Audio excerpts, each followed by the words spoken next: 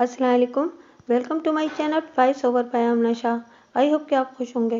कहानी शुरू करने से पहले आपसे रिक्वेस्ट है कि अगर आपको मेरा कंटेंट पसंद आता है तो प्लीज़ मेरे चैनल को सब्सक्राइब करें। आइए मिर्ज़ा अमजद बेग की एक और कोट कहानी सुनते हैं। सादगी और बेवकूफ़ी में सरे मुँह फ़र्क है, और ये तफावत एक सादा इंसान और एक अहमक इंसान की ज़िंदगी के हर शोबे में बड़ी वजाहत के साथ कदम कदम पर झलकता दिखाई देता है। सादा इंसान सूदो ज़िया से बेनियाज होता है, जबकि अहमक इंसान बज़ों में खुद सबसे ज़्यादा अक्लमंद होता है, और इसी खुशफहमी में वो खुद को चालाक साबित करने की कोशिश में अपना नुकसान कर बैठता है। फरीद भी एक ऐसा ही डेढ़ होशियार इंसान था। वो मेरे चैम्बर में दाखिल हुआ और चारों जानिब निगाह दौड़ाने के बाद मुझसे पूछने लगा, ये वकील साहब का ऑफिस है ना? मैंने पेशावराना मुस्कुराहट के साथ उसका इस्तकबाल किया, फिर अपनी मेज़ की दूसरी जानिब बिछी कुर्सियों की तरफ इशारा करते हुए कहा, जी बिल्कुल, आप ठीक जगह पर आ गए हैं, तशरीफ़ रखें।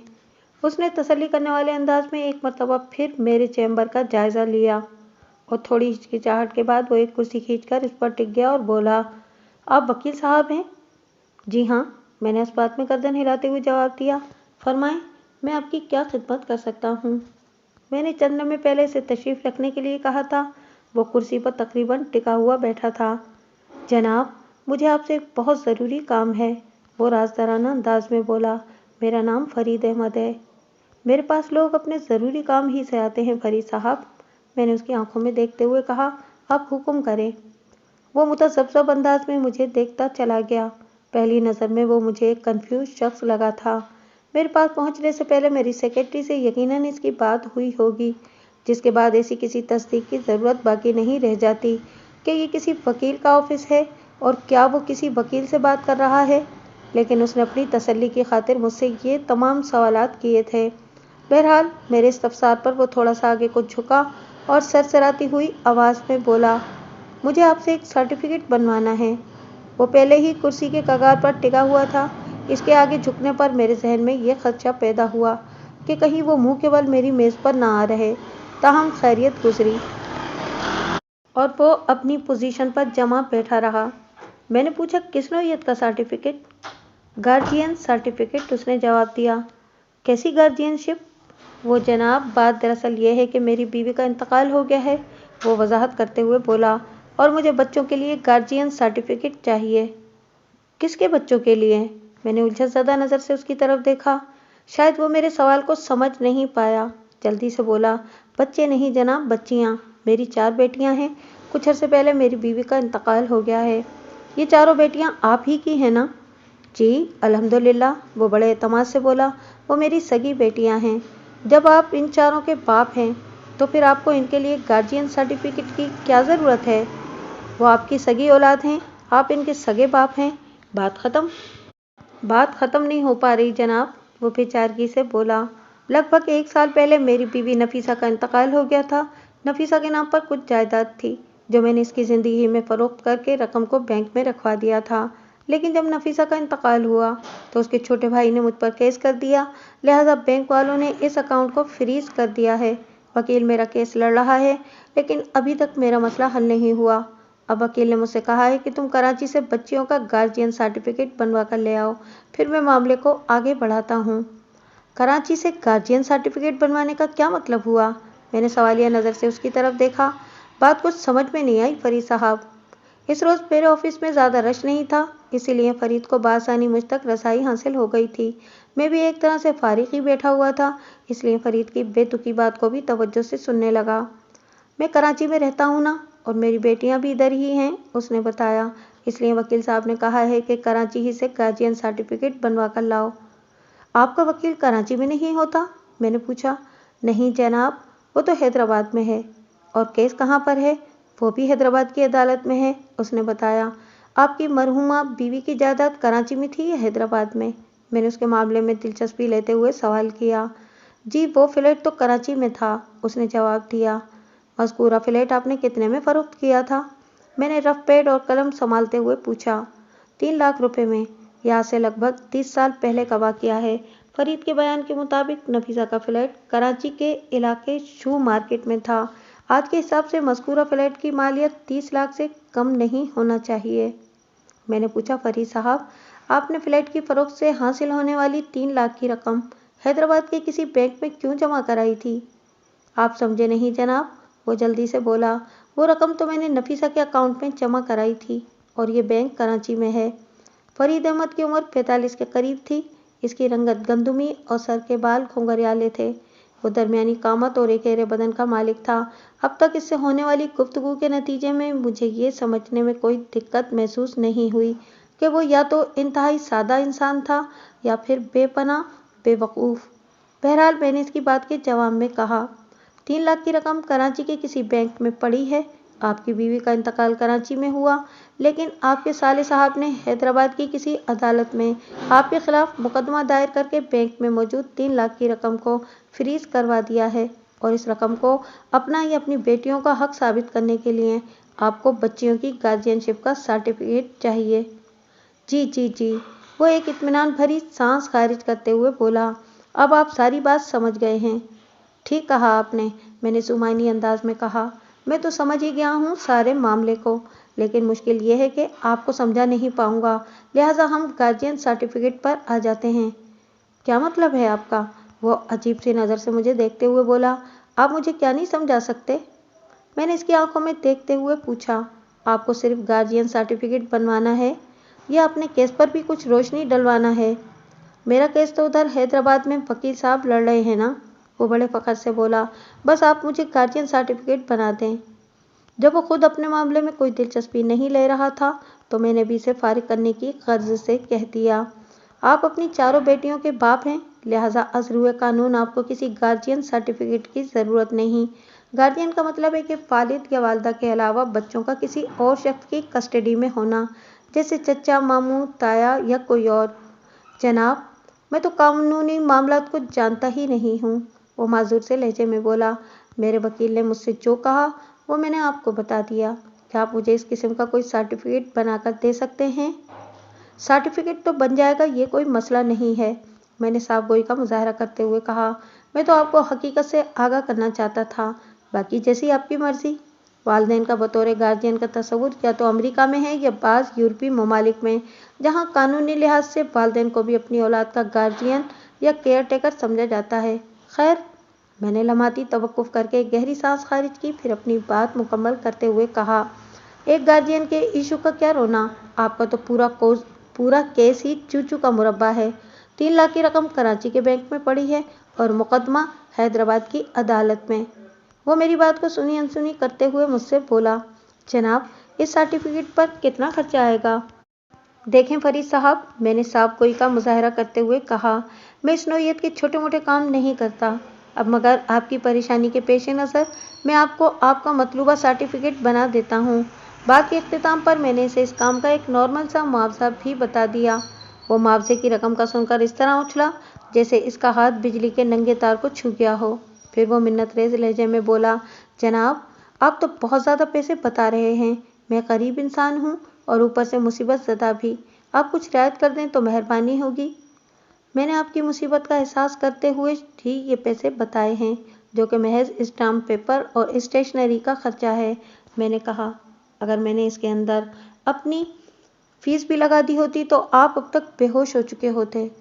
वो मिस्कीन सी सूरत बनाकर बोला, फिर भी जनाब, आप कुछ तो डिस्काउंट दें ना। अब मुझे उसकी बातों से कोफ्त महसूस होने लगी थी। मैंने बेजारी से कहा, फरीद साहब, मैंने यहाँ पर कोई परचून की दुकान नहीं खोल रखी जो आपको डिस्काउंट दूँ। आप तो नाराज़ हो रहे हैं जनाब, वो बड़ी मासूमियत से बोला। चलें, आप रियायत ना करें, लेकिन इतनी फेवर ज़रूर दें कि मुझसे चंद दिन का उधार कर लें।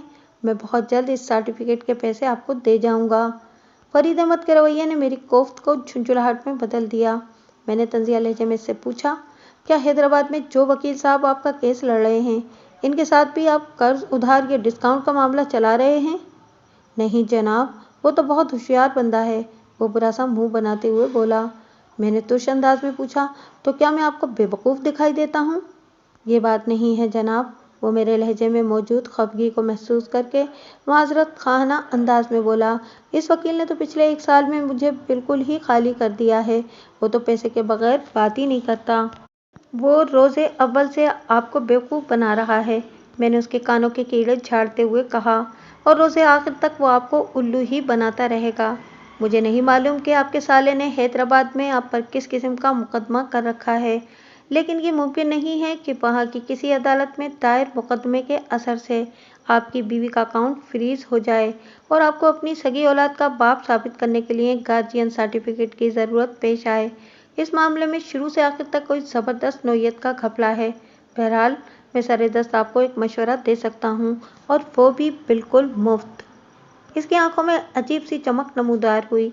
मेरी पेशकश में गहरी दिलचस्पी जाहिर करते हुए उसने पूछा, कौन सा मुफ्त मशवरा? आप मेरे ऑफिस से बाहर निकलेंगे तो थोड़े ही फासले पर सिटी कोर्ट है। मैंने कहा, आप वहाँ? जी जी, मैंने सिटी कोर्ट देख रखा है। वो मेरी बात पूरी होने से पहले ही बोल उठा, ये तो और भी अच्छी बात है कि आपने सिटी कोर्ट देख रखा है। मैंने रुखाई से कहा, आप मेरे ऑफिस से निकलकर सीधे सिटी कोर्ट जाएं। वहां आपको कोर्ट के बाहर बहुत से नोटरी पब्लिक मिल जाएंगे। इनके पास जाकर आप अपने लिए गार्जियन सर्टिफिकेट बनवा लें। मेरे बताए हुए मुआवजे के मुकाबले में वो बहुत कम पैसों में आपका काम कर देंगे, और ऐन मुमकिन है कि वो आपकी दरख्वास्त पर उधार भी कर लें। वो एक झटके से उठकर खड़ा हो गया। यकीनन इसे मेरा ये मुफ्त मशवरा पसंद नहीं आया था। हालांकि मैंने इससे कोई मजाक या गलत बयानी नहीं की थी। इसके बाद वो मेरे चैम्बर से इस तेजी से निकला जैसे इसने वहां किसी अफरीद को नमूदार होते देख लिया हो। मैं गहरी सांस लेकर रह गया। इस दुनिया में हर तरह के लोग मौजूद हैं। इन्हीं अफराद में बाज ऐसे भी होते हैं जिनके जहन में डॉक्टरों और वकीलों से भी उधार करने का तस्वुर पाया जाता है। बहरहाल यही कहा जा सकता था, कैसे कैसे लोग हमारे दिल को जलाने आ जाते हैं। फरीद अहमद जिस अंदाज में मेरे ऑफिस से उठकर गया था, इससे यही अंदाज़ा लगाया जा सकता था कि वो दोबारा इधर का रुख नहीं करेगा। मैंने इसके मकसद के हुसूल के लिए इसे जो रास्ता दिखाया था, वहां पहुंचकर वो बामुराद हो जाता। लेकिन ऐसा सोचना मेरी खाम ख्याली थी। चंद रोज के बाद वो फिर मेरे ऑफिस में मौजूद था। क्या हुआ? रस्मी अलेख सलेख के बाद मैंने पूछा, आपने गार्जियन सर्टिफिकेट बनवा लिया था? जी, उसने इस बात में गर्दन हिलाई। वो तो मैंने एक नोटरी पब्लिक से बनवाकर अपने वकील को दे दिया है। फिर अब क्या मसला है? मैंने उसके चेहरे के तासुरात का जायजा लेते हुए पूछा।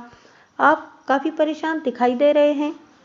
मैं आपकी वजह से फिक्रमंद हो गया हूँ, वो अजीब से लहजे में बोला, फिर उम्मीद भरी नज़र से मुझे देखने लगा। मेरी वजह से? मैंने इसे घूरा। मैं समझा नहीं। मेरा मतलब है कि आपकी बातों की वजह से, वो अपनी दानिश में वजाहत करते हुए बोला। मैं जब से आपसे मिलकर गया हूँ, मुसलसल आपकी बातों पर गौर कर रहा हूँ, और मैं इसी नतीजे पर पहुँचा हूँ कि आपने जो कहा ठीक ही कहा है। मुझे काफ़ी हद तक अंदाज़ा तो हो गया था कि वो किस तनाजुर में बात कर रहा है, लेकिन फिर भी तस्दीक की गर्ज से मैंने पूछ लिया, आप मेरी किन बातों का जिक्र कर रहे हैं? यही कि मेरा वकील मुझे धोखा दे रहा है, वो मेरे अंदाजे पर मोहरे तस्दीक जब्त करते हुए बोला। अब मुझे भी ऐसा ही महसूस हो रहा है। तो क्या आप मुझे यही सब बताने आए हैं? मैंने पूछा। जनाब, मैं जिस नौइयत के हालात में फंसा हुआ हूँ, मेरे दिमाग ने काम करना छोड़ दिया है। मेरी कुछ समझ में नहीं आ रहा कि मैं क्या करूँ, किधर जाऊँ। मैं 4 बेटियों का बाप हूँ। सबसे छोटी बेटी की उम्र 2 साल है। नफीसा के इंतकाल के वक्त मुस्कान महज 1 साल की थी। मैं अपनी बेटियों को देखूं या नौकरी करूं, या वकील के पीछे हैदराबाद के चक्कर लगाऊं। मुझे तो ऐसा महसूस हो रहा है कि मैं पागल हो जाऊंगा, खुद मर जाऊंगा या किसी को मार डालूंगा। घर में बूढ़ी वालदा हैं, वो बड़ी मुश्किल से खुद को चला पाती हैं। मेरी 4 बेटियों को कैसे संभालेंगी? बात के अख्तिताम पर उसकी आवाज़ फर्रा गई। इन लम्हात में वो मुझे काफ़ी काबिल रहम नजर आया। मैंने हमदर्दी भरे लहजे में पूछा, आप दोबारा मेरे पास आए हो, बताओ मैं आपके लिए क्या कर सकता हूँ? मुझे आपकी रहनुमाई की ज़रूरत है, वो इमदाद तलब नज़र से मुझे देखते हुए बोला। मैं अपने हालात की हकीकत को समझना चाहता हूँ, और ये काम आप ही कर सकते हैं। मैंने आपके अंदाज में बहुत सच्चाई और खुलूस देखा है। मेरे अंदाज की सच्चाई और खुलूस का मामला एक तरफ रखें फरीद साहब, मैंने ठहरे हुए लहजे में कहा। वो तो मेरे पेशे का तकाजा है और मेरे मिजाज का हिस्सा है। बाकी जहाँ तक आपकी मदद करने का सवाल है, तो इस सिलसिले में 2 बातें मैं आप पर वाज़ेह कर देना चाहता हूँ। लम्हाती तवक्कुफ करके मैंने एक गहरी सांस ली, फिर सिलसिला कलाम को आगे बढ़ाते हुए कहा। नंबर 1, जब तक मुझे आपके हालात से आगाही नहीं होगी, मैं आपको कोई मुफीद मशवरा नहीं दे सकूँगा। नंबर 2, मैं एक पेशेवर वकील हूँ, लिहाजा अपनी फीस वसूल किए बगैर मैं किसी केस में हाथ नहीं डालता और फीस में एडवांस लेता हूँ। जनाब, अगर आपकी इजाज़त हो तो मैं अभी आपको अपनी कहानी सुना देता हूँ, वो दुखी लहजे में बोला। और जहाँ तक आपकी फीस का ताल्लुक है तो वो भी मैं आपको ज़रूर दूंगा, मगर आपको मेरी मासूम बच्चियों का वास्ता कि इंसानियत के नाते आप फीस में कुछ रियायत ज़रूर देंगे। मैं साल में एक आध चैरिटी केस भी ले लेता हूँ, यानी ऐसा केस जिसमें नो प्रॉफिट नो लॉस का उसूल कार फरमा होता है। इस तरह दुखी इंसानियत की खिदमत भी हो जाती है और दिल को सुकून का एहसास भी हो जाता है। फीस का मामला बाद में तय कर लेंगे, मैंने ताबोनामेज़ अंदाज में कहा। आप अपनी कहानी सुनाना शुरू करें ताकि मैं आपके हालात से कमाहक आगाही हासिल कर सकूं। मेरे ग्रीन सिग्नल देने की देर थी कि वो शुरू हो गया। फरीद अहमद का ताल्लुक कराची के इलाके शू मार्केट से था। पेशे के एतबार से वो एक सेल्समैन था और इस वक्त गुलबहार अलमारूफ गोलीमार के इलाके में एक गारमेंट्स स्टोर पर काम कर रहा था। 10 साल पहले उसकी शादी नफीसा से हुई थी। नफीसा का ताल्लुक हैदराबाद से था। नफीसा के वतन से फरीद की 4 बेटियां नौरीन, नाजिया, किरण और मुस्कान पैदा हुई थीं, जिनकी उम्रें अलल तरतीब 8, 6, 4 और 2 साल थीं। सबसे छोटी बेटी मुस्कान जब 1 साल की हुई थी तो नफीसा का इंतकाल हो गया था। नफीसा की मौत का सबब सरतान का मर्ज था। इसे ब्रेस्ट कैंसर हो गया था। इस ज़माने में ऐसे मूजी अमराज पर ज़्यादा रिसर्च नहीं हुई थी और इसकी तशखीस इसी वक्त हो पाती थी जब ये अपने शिकार को पूरी तरह शिकंजे में जकड़कर बेबस कर चुका होता था। खैर, आज भी दुनिया कैंसर रिसर्च के जिस मकाम पर खड़ी है, इसे कोई शाफी मकाम नहीं कहा जा सकता। महंगी से महंगी अद्वियात और दीगर ट्रीटमेंट तो वज़े कर लिए गए हैं, मगर शाफी इलाज की कोई ज़मानत नहीं है। इंसान चाहे तरक्की की मेराज को छू ले, लेकिन इंसान के मुख्तलिफ गिरोहों के बीच तबकाती तफावुत रेल की 2 पटरियों और दरिया के 2 किनारों के मानिंद हमेशा मुतवाज़ी चलता है। अमीर और गरीब के हालात व वाक़ियात व मामलात में कभी एक दूसरे से लगा नहीं खाते। जब नफीसा के कैंसर की तशख़ीस हुई तो ये अफरीद बड़ी खामोशी के साथ जिगर तक रसाई हासिल कर चुका था। ऐसा नहीं है कि नफीसा का इलाज ना कराया गया हो। नफीसा के मेके वालों ने और फरीद ने हद्दुल इम्कान कोशिश की। यहाँ तक कि फरीद फ्लैट को फ़रोख्त करके किराए के मकान में इसी मकसद से चला गया था कि अपनी बीवी का महंगा इलाज करवा सके, मगर नफीसा की ज़िंदगी ने वफा नहीं की। 3 लाख रुपए बैंक में रखे रह गए और वो अपने खालिक हकीकी से जा मिली, और अब यही 3 लाख रुपए मरहूमा नफीसा के अकाउंट में फ्रीज पड़े थे। फरीद ने मुझे बताया कि जब नफीसा का अकाउंट खोला गया था तो नो नेक्स्ट टोकन के कॉलम में उसका नाम लिखा गया था, यानी कि नफीसा के बाद उसके अकाउंट में मौजूद रकम का वारिस फरीद था। पहले ही कदम पर उसने हिमाकत का सबूत दिया। नफीसा की तहजीज़ व तकफीन से निमटने के चंद रोज़ बाद वो बैंक पहुंच गया और वहां जाकर बताया कि उसकी बीवी का इंतकाल हो गया है, लिहाजा 3 लाख रुपए उसके हवाले कर दिए जाएं। मैंने फरीद की इस हरकत को हिमाकत इसलिए कहा कि ऐसे मौके पर अक्लमंद लोग 2 में से किसी एक रास्ते का इंतखाब करते हैं। नंबर 1, अगर किसी बैंक होल्डर की ज़िंदगी को कोई संगीन खतरा लाहक हो तो एहतियातन 2-3 चेक पर उसके दस्तखत करवा लेते हैं ताकि उसकी वफात के बाद बैंक से पैसे निकलवाने में कोई दुशारी पेश न आए। दूसरा रास्ता यह है कि बैंक को अकाउंट होल्डर की मौत की हवा लगाए बगैर वो किसी माहिर जालसाज की मदद से चेक पर मरहूम के दस्तखत बनवा लेते हैं। इस तरह बैंक से रकम निकलवाने में आसानी रहती है। तीसरा और आखिरी तरीका यह है कि सब कुछ बैंक की सवाबदीद पर छोड़ दिया जाए। 100% कानूनी तरीका भी यही है। बैंक मुतवफ़ी के अकाउंट में मौजूद रकम में से 1 रुपया भी इधर उधर नहीं करता और न ही वो क्लेम करने वाले नेक्स्ट टोकन को रकम थमाता है। इसका एक लीगल प्रोसीजर है। बैंक इसी प्रोसीजर को अडॉप्ट करता है। इस तरह मुतवफ़ी की रकम नेक्स्ट टोकन के तवस्सुत से हकीकी वारिस तक पहुंच जाती है और ये हकीकी वारिस नेक्स्ट टोकन भी हो सकता है। जनाब, पहला झटका मुझे उस वक्त लगा जब बैंक वालों ने मुझे रकम देने से इनकार कर दिया, फरीद ने बताया। हालांकि फॉर्म में बाकायदा लिखा हुआ है कि नफीसा के इंतकाल के बाद इसकी सारी दौलत मुझे मिलेगी। जो कुछ अकाउंट ओपनिंग फॉर्म में लिखा है वो बिल्कुल दुरुस्त है, मैंने गहरी संजीदगी से कहा। बैंक वाले भी गलत नहीं कह रहे और आप भी अपनी जगह ठीक हैं। ये क्या बात हुई जनाब? वो उलझनज़दा नज़र से मुझे देखने लगा। जब सब कुछ अपनी जगह ठीक है तो फिर बैंक वालों ने मुझे रकम क्यों नहीं दी? जब बैंक वालों को पता चलता है कि इनका कोई अकाउंट होल्डर चल बसा है तो वो खुद ही इसका अकाउंट को फ्रीज कर देते हैं। میں نے کہا، لیکن یہ انضمام عارضی ہوتا ہے۔ کچھ عرصے کے بعد بینک بعض قانونی تقاضے پورے کرنے کے بعد اکاؤنٹ میں موجود رقم کو ریلیز کر دیتا ہے۔ کس قسم کے قانونی تقاضے؟ اس نے حیرت بھرے انداز میں استفسار کیا۔ ان تقاضوں کی تفصیل میں آپ کو بعد میں بتاؤں گا، میں نے کہا۔ فی الحال آپ مجھے یہ بتائیں کہ بینک والوں کا مایوس کن جواب سننے کے بعد آپ نے کیا کیا تھا؟ میں سیدھا حیدرآباد پہنچ گیا تھا، اپنی سسرال، اس نے جواب دیا۔ میں نے ان لوگوں کو صورتحال سے آگاہ کر دیا۔ اس کے بعد کیا ہوا؟ میں نے پوچھا۔ آپ کی سسرال والوں نے اس پر کیا رد عمل ظاہر کیا؟ میری ساس عالیہ تو یہ سب سن کر گہری سوچ میں ڈوب گئی تھی، لیکن میں نے اپنے سالے کے چہرے پر عجیب سے تاثرات دیکھے تھے۔ فرید نے بتایا۔ میں نے سوال کیا، آپ کی سسرال میں کل کتنے افراد ہیں؟ میری ساس عالیہ اور چھوٹا سالہ راشد، بس یہی 2 افراد؟ میں نے حیرت بھری نظر سے اس کی طرف دیکھا۔ وہ بات دراصل یہ ہے وکیل صاحب، کہ فرید احمد وضاحت کرتے ہوئے بولا، میرے سسر محمد اکرم کا کافی عرصہ پہلے انتقال ہو گیا تھا۔ ان کی صرف 3 اولادیں تھیں، 2 بیٹے اور 1 بیٹی، یعنی میری بیوی نفیسہ۔ 1 منٹ، میں نے قطع کلامی کرتے ہوئے کہا، تمہارے 2 سالے ہیں نا؟ جی بالکل، وہ سر کو اسباتی جنبش دیتے ہوئے بولا، شاہد اور راشد۔ چھوٹے سالے راشد نے تم پر حیدرآباد میں بقول تمہارے کیس کر رکھا ہے، میں نے اس کی آنکھوں میں جھانکتے ہوئے کہا۔ راشد کا ذکر تم 2-3 بار کر چکے ہو، مگر شاہد کا کوئی تذکرہ تمہاری زبان پر نہیں آیا۔ اس کا کوئی خاص سبب؟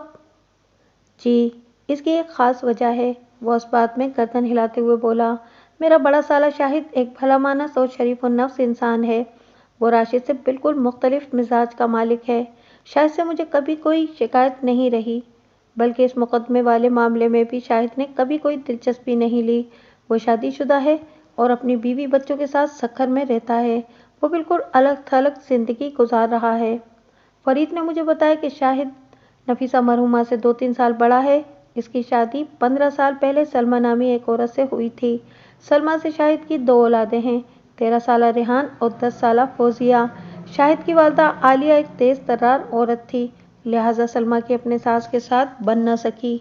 شاہد اپنی ماں کی عادات اور مزاج سے اچھی طرح آگاہ تھا، لہٰذا وہ الگ ہو گیا تاکہ روز و شب کی ہنگامہ آرائی سے نجات حاصل ہو۔ شاہد نے سکر میں ایک چھوٹا سا جنرل اسٹور کھول رکھا تھا، جو اس مختصر سی فیملی کی گزر اوقات کے لیے کافی تھا۔ شاہد بہت کم حیدرآباد کا چکر لگاتا تھا۔ کیا تمہارا چھوٹا سالہ راشد بھی شادی شدہ ہے؟ اس کے خاموش ہونے پر میں نے پوچھا۔ نہیں جناب، اس کی ابھی شادی نہیں ہوئی۔ اس کی کیا عمر ہوگی اور وہ کرتا کیا ہے؟ وہ کم و بیش 35 سال کا ہوگا، فرید نے بتایا۔ وہ حیدرآباد میں پراپرٹی کا کام کرتا ہے، اس نے ایک اسٹیٹ ایجنسی کھول رکھی ہے۔ ٹھیک ہے، میں نے سوچ میں ڈوبے ہوئے لہجے میں کہا، آپ نے تھوڑی دیر پہلے مجھے بتایا ہے کہ جب آپ نے اپنی ساس اور چھوٹے سالے کو حقیقت حال سے آگاہ کیا تو آپ نے راشد کے چہرے پر عجیب سے تاثرات دیکھے تھے۔ اس نے اس بات میں گردن ہلانے پر اکتفا کیا۔ میں نے پوچھا، کس نوعیت کے عجیب تاثرات؟ جیسے وہ میری بات سن کر گہری سوچ میں پڑ گیا ہو، وہ وضاحت کرتے ہوئے بولا۔ پھر وہ اٹھ کر کھڑا ہو گیا تھا اور مجھ سے مخاطب ہو کر یہ کہتے ہوئے گھر سے نکل گیا تھا، آپ ایجنسی پر آئیں، مجھے آپ سے ضروری باتیں کرنا ہے۔ تو کیا آپ اپنے سالے کی اسٹیٹ ایجنسی پر گئے تھے؟ جی گیا تھا، وہ اس بات میں گردن ہلاتے ہوئے بولا، اور جب میں وہاں پہنچا تو راشد نے مجھے بتایا کہ بینک والوں نے مجھے رقم دینے سے اس لیے انکار کر دیا تھا کہ اس نے میرے خلاف حیدرآباد کی عدالت میں مقدمہ دائر کر رکھا ہے۔ فرید احمد کی بات سن کر میں دل ہی دل میں مسکرا اٹھا، تاہم میں نے اس مسکراہٹ کو اپنے چہرے سے ظاہر نہیں ہونے دیا، کیونکہ یہ بات اس کی اپنی نہیں تھی، بلکہ وہ راشد کے کہے ہوئے الفاظ کو مجھ تک پہنچا رہا تھا، اور میں بخوبی سمجھ رہا تھا کہ راشد نے فرید کی سادگی نما بے وقوفی سے فائدہ اٹھا کر اسے ایک چکر میں ڈال رکھا تھا۔ میں نے فرید سے استفسار کیا، کیا راشد نے آپ کو اس مقدمے کی نوعیت کے بارے میں کچھ بتایا، جو بقول اس کے اس نے آپ کے خلاف حیدرآباد کی کسی عدالت میں دائر کر رکھا تھا؟ جی، میں نے راشد سے اس بارے میں پوچھا تھا، اس نے ٹھہرے ہوئے لہجے میں جواب دیا۔ راشد نے مجھے بتایا کہ نفیسہ کے جس فلیٹ کو فروخت کر کے میں نے 3 لاکھ روپے نفیسہ کے اکاؤنٹ میں جمع کرائے تھے، اس رقم پر میرا کوئی حق نہیں، بلکہ یہ رقم راشد اور اس کی والدہ عالیہ کو ملنا چاہیے، کیونکہ نفیسہ نے مذکورہ فلیٹ خریدنے کے لیے انہی سے رقم لی تھی۔ حقیقت کیا ہے؟ میں نے گہری سنجیدگی سے پوچھا۔ حقیقت یہ ہے جناب کہ اس فلیٹ کی خریداری کے لیے 80% رقم میری مرحومہ بیوی نفیسہ ہی نے دی تھی۔ اس نے محلے میں ایک BC ڈال رکھی تھی۔ جب اس کی BC نکلی تو اسی وقت نفیسہ نے اپنا تمام زیور بھی فروخت کر دیا تھا تاکہ ایک فلیٹ خرید سکے۔ لمحاتی توقف کر کے اس نے گہری سانس خارج کی، پھر اپنی بات کو آگے بڑھاتے ہوئے بولا، باقی 20% رقم میں نے بھی حصہ ڈالا تھا۔ میں جس گارمنٹس اسٹور پر کام کرتا ہوں اس کے سیٹ سے میں نے منت خوشامد کر کے کچھ ایڈوانس پکڑ لیا تھا۔ میں یہ نہیں کہتا کہ اس موقع پر راشد یا عالیہ نے نفیسہ کو کچھ نہیں دیا ہوگا، یقیناً انہوں نے بھی اس کام میں تھوڑے بہت پیسے ملائے ہوں گے، لیکن اس کا یہ مطلب تو نہیں کہ وہ اپنی انگلی کٹوا کر شہیدوں کی فہرست میں شامل ہو جائیں۔ میں راشد کو یہ رقم ہڑپ نہیں کرنے دوں گا۔ آخری جملہ اس نے بڑے عزم کے ساتھ ادا کیا تھا۔ میں نے نیم تمسخرانہ انداز میں کہا، اسی لیے آپ نے انصاف کے حصول کی خاطر ایک وکیل کر لیا؟ جی بالکل، وہ تلخی بھرے لہجے میں بولا، لیکن اب میں محسوس کر رہا ہوں کہ وہ وکیل میرے ساتھ مخلص نہیں ہے۔ میں آپ کے محسوسات کی قدر کرتا ہوں، دیر آید درست آید، میں نے اس کے چہرے پر نگاہ جماتے ہوئے کہا اور پھر پوچھا، وکیل کرنے کا مشورہ آپ کو کس نے دیا تھا؟ راشد کی اسٹیٹ ایجنسی پر طفیل نامی ایک بندے سے میری ملاقات ہوئی تھی، اس نے مجھے بتایا۔ طفیل نے مجھ سے ہمدردی کا اظہار کرتے ہوئے مجھے ایک وکیل سے ملوا دیا تھا۔ طفیل کا کہنا یہ تھا کہ جب تک میں عدالت سے کیس نہیں جیتوں گا، بینک اس رقم میں سے مجھے 1 روپیہ بھی نہیں دے گا۔ طفیل کی بات میں مجھے وزن نظر آیا اور میں نے راشد سے نمٹنے کے لیے وکیل کر لیا۔ اصل میں راشد نے مجھ پر 2 طرف سے دباؤ ڈال رکھا تھا۔ ایک تو وہ یہ کہہ رہا تھا کہ مذکورہ فلیٹ کی خریداری کے لیے میں نے نفیسہ کو رقم دی تھی، دوسرے وہ یہ بھی کہتا ہے کہ نفیسہ کے علاج پر بھی انہوں نے اچھا خاصا پیسہ خرچ کر دیا ہے، لہٰذا یہ 3 لاکھ تو ہر صورت میں انہیں ہی ملنا چاہیے۔ بات کے اختتام پر اس کی آواز بھر گئی۔ ان لمحات میں مجھے اس کی حالت پر بہت ترس آیا۔ میں راشد کا سارا کھیل بخوبی سمجھ گیا تھا۔ وہ فرید کو اعصاب اور نفسیات کی مار مار رہا تھا اور یہ سادہ لوح انسان اس کے شکنجے میں پھنس کر رہ گیا تھا۔ مجھے یقین ہو چلا تھا کہ طفیل نامی وہ شخص بھی راشد ہی کا ایک مہرہ ہے اور جس شخص کو فرید نے اپنا وکیل کر رکھا ہے وہ بھی راشد کے ساتھ ملا ہوا ہے۔ مزید تصدیق کی غرض سے میں نے سوال کیا، کیا تم کبھی اپنے وکیل کے ہمراہ حیدرآباد کی اس عدالت میں پیش ہوئے ہو جہاں یہ مقدمہ دائر ہے؟ جی نہیں، کبھی نہیں، وہ بڑی معصومیت سے بولا۔ وکیل سے تمہاری ملاقات کس طرح ہوتی ہے؟ میں نے پوچھا۔ اس کے دفتر میں، اس نے سادگی سے بتایا۔ میں جب بھی حیدرآباد جاتا ہوں تو سیدھا وکیل کے دفتر جا کر اس سے ملتا ہوں۔ ہر ملاقات پر وہ کسی نہ کسی بہانے مجھ سے پیسوں کا مطالبہ کر دیتا ہے اور یقین دلاتا ہے کہ بس آئندہ پیشی پر اس مقدمے کا فیصلہ میرے حق میں ہو جائے گا۔ جب 1 سال سے بھی آپ عدالت میں پیش نہیں ہوئے تو پھر کیا گزشتہ پیشی اور کیا موجودہ پیشی اور کیا آئندہ پیشی فرید صاحب؟ میں نے گہری سنجیدگی سے کہا، آپ کے وکیل کا نام کیا ہے اور حیدرآباد میں اس کا دفتر کہاں پر واقع ہے؟ انعام درانی، اس نے وکیل کا نام بتایا، پھر اس کا ایڈریس اور ٹیلی فون نمبر بھی مجھے نوٹ کروا دیا۔ میں اپنے ذرائع استعمال کر کے انعام درانی کی اور خاص طور پر آپ کے کیس کی حقیقت جاننے کی کوشش کروں گا، میں نے تسلی بھرے انداز میں کہا، لیکن میری ایک بات آپ ابھی سے ذہن نشین کر لیں کہ آپ کا کیس حیدرآباد کی کسی عدالت بلکہ پاکستان کی کسی عدالت میں بھی دائر نہیں ہے۔ انعام درانی اور راشد میں ملی بھگت ہے، یہ دونوں مل کر آپ کو لوٹنے کی کوشش کر رہے ہیں۔ لیکن یہ کیسے ہو سکتا ہے؟ وہ ہکا بکا ہو کر مجھے دیکھنے لگا۔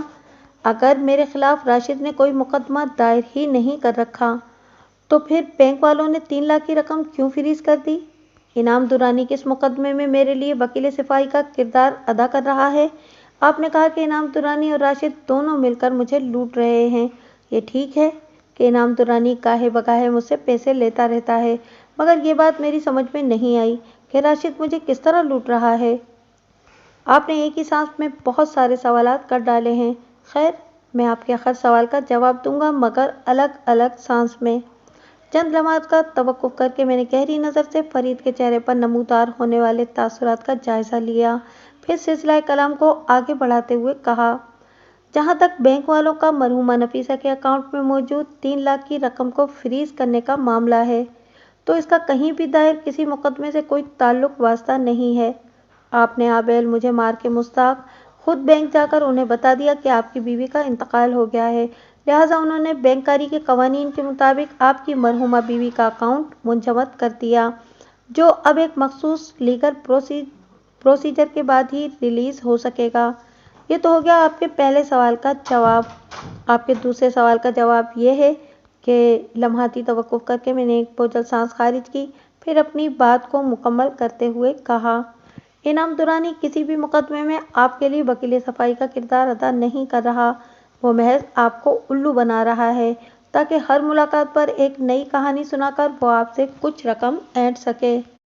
और ये सब कुछ वो आपके छोटे साले राशिद के इमा पर कर रहा है। और जहाँ तक इन दोनों के मिलकर आपको लूटने का मामला है, तो इनाम दुरानी की लूटमार तो आपके इल्म में है। मैं ये समझता हूँ कि इनाम दुरानी के जरिए राशिद आपको एक ऐसे मकाम पर लाना चाहता है जहाँ आप इसकी मर्जी के मुताबिक किसी राजीनामे पर तैयार हो जाएं। और राजीनामा? उसने कितर कलामी की, फिर चौंके हुए लहजे में बोला, पिछली मुलाकात पर इनाम दुरानी ने ऐसी बात की तो थी, अब मेरे चौंकने की बारी थी। मैंने सरसराते हुई आवाज में इस्तफसार किया, कैसी बात? इनाम दुरानी ने मुझे समझाने की कोशिश की थी कि मुकदमात में कुछ नहीं रखा, बेहतर यही है कि इस सिलसिले में समझौते की कोई राह निकाली जाए। फरीद ने इंकिशाफ अंगेज लहजे में बताया। कैसा समझौता? मैंने दिलचस्पी लेते हुए पूछा। वो कह रहा था कि अगर मैं राजी हूँ तो वो अपने जराये से राशिद से बात करेगा। वो वजाहत करते हुए बोला, कुछ दे दिलाकर अगर राजीनामा हो जाता है तो ये अक्लमंदी का फैसला होगा। पहली बात तो ये कि ये अमर पाए सबूत को पहुंच गया कि आपके खिलाफ हैदराबाद की किसी अदालत में कोई भी मुकदमा दायर नहीं है। दूसरी बात ये कि मेरा ये शक यकीन में बदल गया है कि राशिद और इनाम दुरानी के बीच बड़ा खतरनाक गठजोड़ है। वो दोनों अपने अपने महाज पर खड़े होकर आपके खिलाफ एक ऐसी जंग लड़ रहे हैं जिसमें वो बिलाखिर आपको घुटने टेकने पर मजबूर कर देंगे। मैंने सरसराती हुई आवाज में कहा। फिर पूछा, क्या इनाम दुरानी ने आपको कुछ देने दिलाने की कोई तफसील भी बताई थी? जी बिल्कुल बताई थी। वो इस बात में गर्दन हिलाते हुए बोला। उसने कहा था कि बैंक वाले 3 लाख में से अगर मुझे आधी रकम यानी 1.5 लाख रुपए राशिद को देने पर तैयार अगर मैं हो जाता हूँ तो राशिद केस वापस ले लेगा। इसके बाद मुझे कराची की मुतालिका अदालत में एक मामूली सी कानूनी कार्रवाई करना होगी, फिर बैंक वो 3 लाख रुपए मेरे हवाले कर देगा। मैं इनाम दुरानी और राशिद के तहत का मकसद अच्छी तरह समझ गया था। फरीद की शक्ल में इन्हें एक आसान शिकार मैसर आ गया था जिसे वो बड़ी महारत और फनकारी से सुबह करने का इरादा रखते थे। मैंने फरीद की आंखों में देखते हुए सवाल किया, फिर आपने इनाम दुरानी को क्या जवाब दिया? मैंने कहा कि सोचकर बताऊंगा। यह आपने बहुत अक्लमंदी की बात की है, मैंने सताइशी अंदाज में कहा। अब आपने इस सोचकर बताने को तवील करना है। इनाम दुरानी जब भी पूछे कि आपने क्या फैसला किया है तो आपका जवाब होना चाहिए कि मैं बहुत जल्द आपको सोचकर बताता हूँ। आप इसे खुशउम्मीदी के झूले में बिठाए रखें। इस दौरान में मुझे अपना काम करने का मौका मिल जाएगा। कौन सा काम वकील साहब? वो खबरनकों की मानिंद मुंह खोलकर बोला। आपको बैंक में पड़े 3 लाख को रिलीज करवाना है या नहीं? बिल्कुल करवाना है जनाब, वो बड़े जोश से बोला। इसी मकसद को पाने के लिए तो मैं पिछले 1 साल से तकलीफें उठा रहा हूँ। तो फिर समझ लो कि मेरा काम भी यही है कि बैंक वाली रकम को आज़ाद करा दूं। मैंने कहा, इस मकसद की खातिर मैं कल ही मुतालिका अदालत में एक ज़बरदस्त किस्म की दरख्वास्त लगाता हूँ। यहाँ कराची में? वो मुतज़ब्ज़ब नज़र से मुझे देखने लगा। आपकी मरहुमा बीवी का बैंक कहाँ वाक़ है? मैंने पूछा। कराची में, उसने जवाब दिया। बस तो फिर आप हैदराबाद को भूल जाएं। मैंने एक एक लफ्ज़ पर जोर देते हुए कहा, हैदराबाद में जो भी मनगढ़ंत कहानियाँ चल रही हैं वो महज आपको बेवकूफ़ बनाकर 1.5 लाख रुपए हथियाने के लिए हैं। और इस मकरू मिशन में आपका छोटा साला और आपका वकील एक ही मकसद लेकर चल रहे हैं। 3 लाख के हुसूल के लिए जो भी कानूनी कार्रवाई होगी वो कराची की अदालत में होगी और इसका एक मुख्तसर सा लीगल प्रोसीजर है। इस अमल से गुजरना बहुत ज़रूरी है ताकि मुतवफ़ी का तरका असली हकदारों तक पहुंच सके। हमारे मुल्क के कवानीन में इसका बाकायदा एक लाहे अमल बना हुआ है। विरासत के असल हकदारों से आपकी क्या मुराद है? वो उलझन ज़दा नज़र से मुझे देखते हुए बोला। क्या नफीसा के तरके का हकीकी वारिस मैं नहीं हूँ? एक हद तक आप भी हैं, मैंने ठहरे हुए लहजे में कहा, लेकिन इस सिलसिले में अदालत विरासत की तकसीम या तहवील احکام قرآن کی روشنی میں کرتی ہے۔ قرآن مجید کی سورۃ النساء میں اس کی پوری تفصیل موجود ہے۔ یہ صرف آپ کا نہیں بلکہ 95% مسلمانوں کا یہی مسئلہ ہے کہ انہوں نے کبھی قرآن کو سمجھنے کی کوشش ہی نہیں کی۔ میں نے افسوسناک انداز میں گردن ہلاتے ہوئے کہا، وکیل صاحب، میں واقعی بہت شرمندہ ہوں۔ وہ ندامت آمیز لہجے میں بولا، آپ مجھے وراثت کی تقسیم کے حوالے سے احکام اللہ کے بارے میں کچھ بتائیں۔ پوری تفصیل بتانا تو ممکن نہیں ہوگا، میں نے صاف گوئی کا مظاہرہ کرتے ہوئے کہا، لیکن آپ کا کیس جہاں ٹچ ہوتا ہے وہ بتا دیتا ہوں۔ جی بہت بہت شکریہ۔ وہ سیدھا ہو کر بیٹھ گیا۔ میں آپ کا یہ احسان زندگی بھر یاد رکھوں گا۔ قرآن مجید کی سورہ نساء میں ارشاد باری تعالیٰ ہے، اور تمہاری بیویوں نے جو کچھ چھوڑا ہو اس کا آدھا حصہ تمہیں ملے گا، اور اگر وہ بے اولاد ہوں تو، ورنہ اولاد ہونے کی صورت میں ترکے کا 1/4 حصہ تمہارا ہے۔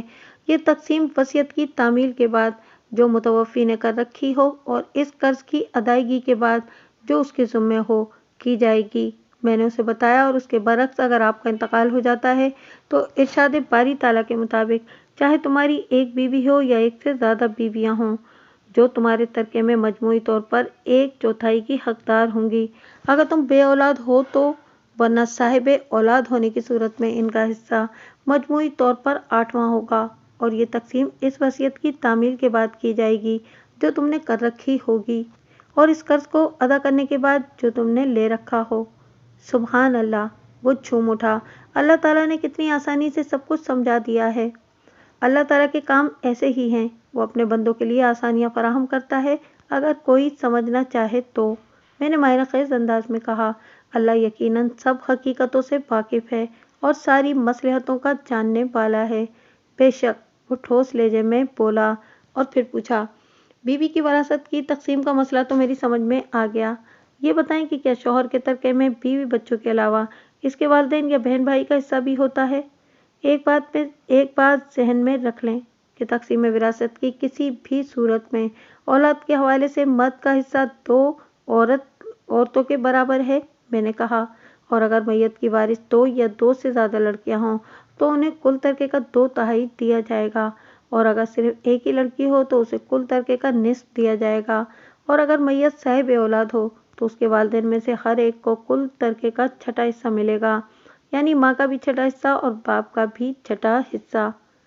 آج کل چونکہ وراثتی معاملات عدالت کے ذریعے بھی دیکھے جا رہے ہیں، لہٰذا ہر فیصلہ احکام قرآن مجید کی روشنی میں کیا جاتا ہے، اور کسی بھی مرحلے پر اللہ کے فرمان کی خلاف ورزی نہیں کی جاتی۔ جی میں سمجھ گیا، وہ اس بات میں گردن ہلاتے ہوئے بولا، لیکن وصیت کی تعمیل اور قرض کی ادائیگی والا معاملہ میرے ذہن کو الجھا رہا ہے۔ اس میں الجھن والی کون سی بات ہے؟ میں نے سوالیہ نظر سے اس کی طرف دیکھا اور پوچھا، کیا تمہاری مرحومہ بیوی نے اپنی میراث کے حوالے سے کوئی وصیت کر رکھی تھی؟ اس نے نفی میں جواب دیا، نہیں جناب، ایسی تو کوئی بات نہیں ہے۔ کیا مرحومہ نفیسہ پر کسی قسم کا کوئی قرض وغیرہ تھا؟ میں نے فرید سے استفسار کیا۔ اس نے نفی میں گردن ہلانے پر اکتفا کیا۔ میں نے کہا، پھر ان دونوں شرائط کا اطلاق مرحومہ نفیسہ کی میراث کی تقسیم پر نہیں ہوتا۔ جس میت نے اپنی میراث کے حوالے سے کوئی وصیت کر رکھی ہو تو پہلے اس وصیت کی تعمیل ضروری ہے، اسی طرح اگر اس نے کوئی قرض لے رکھا ہو تو اس قرض کی ادائیگی ضروری ہے۔ اس کے بعد جو ترکہ باقی بچے گا اس کی تقسیم احکام قرآن مجید کے مطابق کی جائے گی۔ زبردست، بہت خوب، وہ سراہنے والے انداز میں بولا، اللہ کا نظام کتنا درست، مکمل اور مفید ہے۔ میں نے وکالت نامے اور چند دیگر ضروری کاغذات پر فرید کے دستخط لیے اور اسے ہدایت کی کہ جب تک میں نہ کہوں آپ حیدرآباد کا رخ نہیں کریں گے، اور اگر وہاں جانا ناگزیر ہو تو آپ انعام الدرانی یا راشد یا عالیہ سے ہرگز ملاقات نہیں کریں گے۔ ٹھیک ہے جناب، میں آپ کی نصیحت پر عمل کروں گا، وہ فرما برداری سے بولا۔ پھر پوچھا، اگر میرا وکیل مجھ سے فون پر رابطہ کرے اور مجھے حیدرآباد بلائے تو پھر میں کیا کروں؟ کون آپ کا وکیل؟ میں نے چپتے ہوئے لہجے میں استفسار کیا۔ وہ گڑبڑا گیا اور بولا، انعام الدرانی۔ انعام الدرانی نہیں، اب میں آپ کا وکیل ہوں، میں نے ایک لفظ پر زور دیتے ہوئے کہا، اور آپ کا کیس حیدرآباد میں نہیں بلکہ کراچی میں ہے، چنانچہ اس کیس کے حوالے سے حیدرآباد جانے کی چنداں ضرورت نہیں ہے۔ ہاں، اگر، میں نے چند لمحات کے لیے توقف کیا، پھر ان الفاظ میں اپنی بات مکمل کر دی۔ अगर इनाम दुरानी का फ़ोन आए तो आप नॉर्मल अंदाज में अटेंड करें और इसे इसी खुशफहमी में मुब्तला रखें कि आपको इस पर कामिल भरोसा है और आप बहुत जल्दी से मुलाकात करने हैदराबाद आने वाले हैं। अलावा इसे ये भी बताएं कि आप इसकी तजवीज़नुमा पेशकश पर भी गौर कर रहे हैं। आप मेरी बात समझ रहे हैं ना? जी, मैं बहुत अच्छी तरह समझ रहा हूँ, वह बेजारी से बोला, और मुझे शदीद गुस्सा भी आ रहा है। गुस्सा? मैंने हैरत भरी नज़र से इसे देखा और पूछा, आपको किस पर गुस्सा आ रहा है? इन दोनों बदमाशों पर, वो दांत कचकचाते हुए बोला। दिल चाहता है कि मैं अभी हैदराबाद जाऊं और अपने हाथों से राशिद और इनाम का गला दबा दूं। इन दोनों अफराद के लिए फरीद के दिलो दिमाग में पोशीदा नफरत को मैं अच्छी तरह समझ रहा था। जब से इसे इनकी असलियत का इल्म हुआ था, इनके अंदर एक तूफानी समंदर ठाटे मार रहा था, लेकिन ये वक्त जोश में आने का नहीं बल्कि होश में रहने का था। मैंने उसके चेहरे पर निगाह जमाते हुए कहा, फर्ज करें आपने अपने दिल की ख्वाहिश पर अमल करते हुए इन दोनों का गला दबा दिया, इसके बाद क्या होगा? होना क्या है जनाब? वो बेपरवाही से बोला, वो दोनों जहन्नम वासिल हो जाएंगे। खसकम जहां पाक। खसकम जहां पाक वाली बात पर तो मुझे कोई एतराज नहीं, लेकिन मैंने दानिस्ता जुमला अधूरा छोड़ा तो वो सरसराती हुई आवाज में बोला, लेकिन क्या वकील साहब? लेकिन ये कि, मैंने उसकी आंखों में देखते हुए वजाहत कर दी, इन दोनों के कत्ल के इल्जाम में आप एक तवील अरसे के लिए जेल की संगलाख दीवारों के पीछे चले जाएंगे। एक लम्हा, सिर्फ एक लम्हे के लिए ये सोचें कि अगर आपको जेल हो गई तो आपकी चारों बेटियों का क्या होगा? वो बेटियां जिनकी उम्रें 8 से 2 साल के दरमियान हैं और वो माँ की मोहब्बत से भी महरूम हैं। अगर आपने इनके सर से बाप की शफकत का साहिबान भी खींच लिया तो इनका जो हशर होगा इसका आप तसव्वुर भी नहीं कर सकते। इसने एक झुरझुरी ली और सरासीमा नज़र से मुझे देखते हुए बोला, आप बिल्कुल ठीक कह रहे हैं वकील साहब, मुझे ऐसी हिमाकत नहीं करना चाहिए। नफीसा की मौत के बाद मेरी बच्चियां टूट फूट कर रह गई हैं, खास तौर पर सबसे छोटी बेटी मुस्कान की हालत मुझसे देखी नहीं जाती। अगर मुझे तवील सजा हो गई तो। बोलते बोलते वो रुक गया और हमदर्दी तलब निगाह से मुझे तकने लगा। मैंने इसकी तशवीश रफ़े करने की गर्ज से कहा, परेशान होने की ज़रूरत नहीं है फरीद साहब, आप सिर्फ अपने जज्बात को कंट्रोल में रखें और मैंने थोड़ी देर पहले जिन चीज़ों की ताकीद की है इन पर हर हाल में आपको अमल करना है, बाकी अल्लाह खैर करेगा। आपका केस सीधा साधा है। मैं बैंक में पड़े हुए 3 लाख रुपए की रिकवरी के लिए अदालत में दरख्वास्त लगा रहा हूँ। जब अदालती प्रोसीजर मुकम्मल हो जाएगा तो असर कानून तकसीम विरासत के तहत वो रकम आपको मिल जाएगी। इसके चेहरे और आंखों से इत्मीनान झलकने लगा। वो चंद लम्हात तक अकीदत भरी नज़र से मुझे देखता रहा और फिर पूछा, इस केस में आपकी फ़ीस क्या होगी? मैं आपसे पूरी फीस लूँगा, मगर आपके हालात के पेश नज़र मैंने अपने उसूल में थोड़ी तब्दीली कर ली है, मैंने ज़ुमाइनी अंदाज में कहा। कैसी तब्दीली वकील साहब? इसकी आंखों में उलझन नमूदार हुई। मैं अपनी फ़ीस इस केस के इख्तिताम पर लूँगा, यानी केस जीतने के बाद, मैंने कहा, और केस तो हम लाजमी जीतेंगे। जब बैंक वाली रकम आपके अकाउंट में मुंतकिल हो जाएगी तो फिर मैं फ़ीस भी ले लूँगा। बस मैं इससे ज़्यादा तवील उधार नहीं कर सकता। मेरे लिए ये भी बहुत है जनाब, वो जज्बात से लबरेज आवाज़ में बोला, यह आपका मुझ पर एहसान होगा। आपने मेरी बच्चियों पर तरस खाया, अल्लाह आपको इसका अजर देगा। मैं तो आपके हक में सिर्फ दुआ ही कर सकता हूँ। एक इंसान किसी दूसरे इंसान को जो सबसे अनमोल तोहफा दे सकता है वो पुरखुलूस दुआ ही है। मैंने कहा, आपकी दुआएं ज़रूर रंग लाएंगी। वो मुझे दुआएं देता हुआ रुखसत हो गया।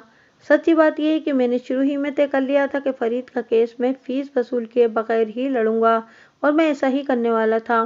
फ़ीस वाली बात मैंने इससे इसलिए की थी कि इसकी खुददारी को ठेस न पहुँचे। वो बेचारा अंदरूनी और बैरूनी तौर पर बुरे हालात में फंसा हुआ था। इस मौके पर वाक़ईतन इसे किसी मुखलिस इंसान के ताउन की ज़रूरत थी।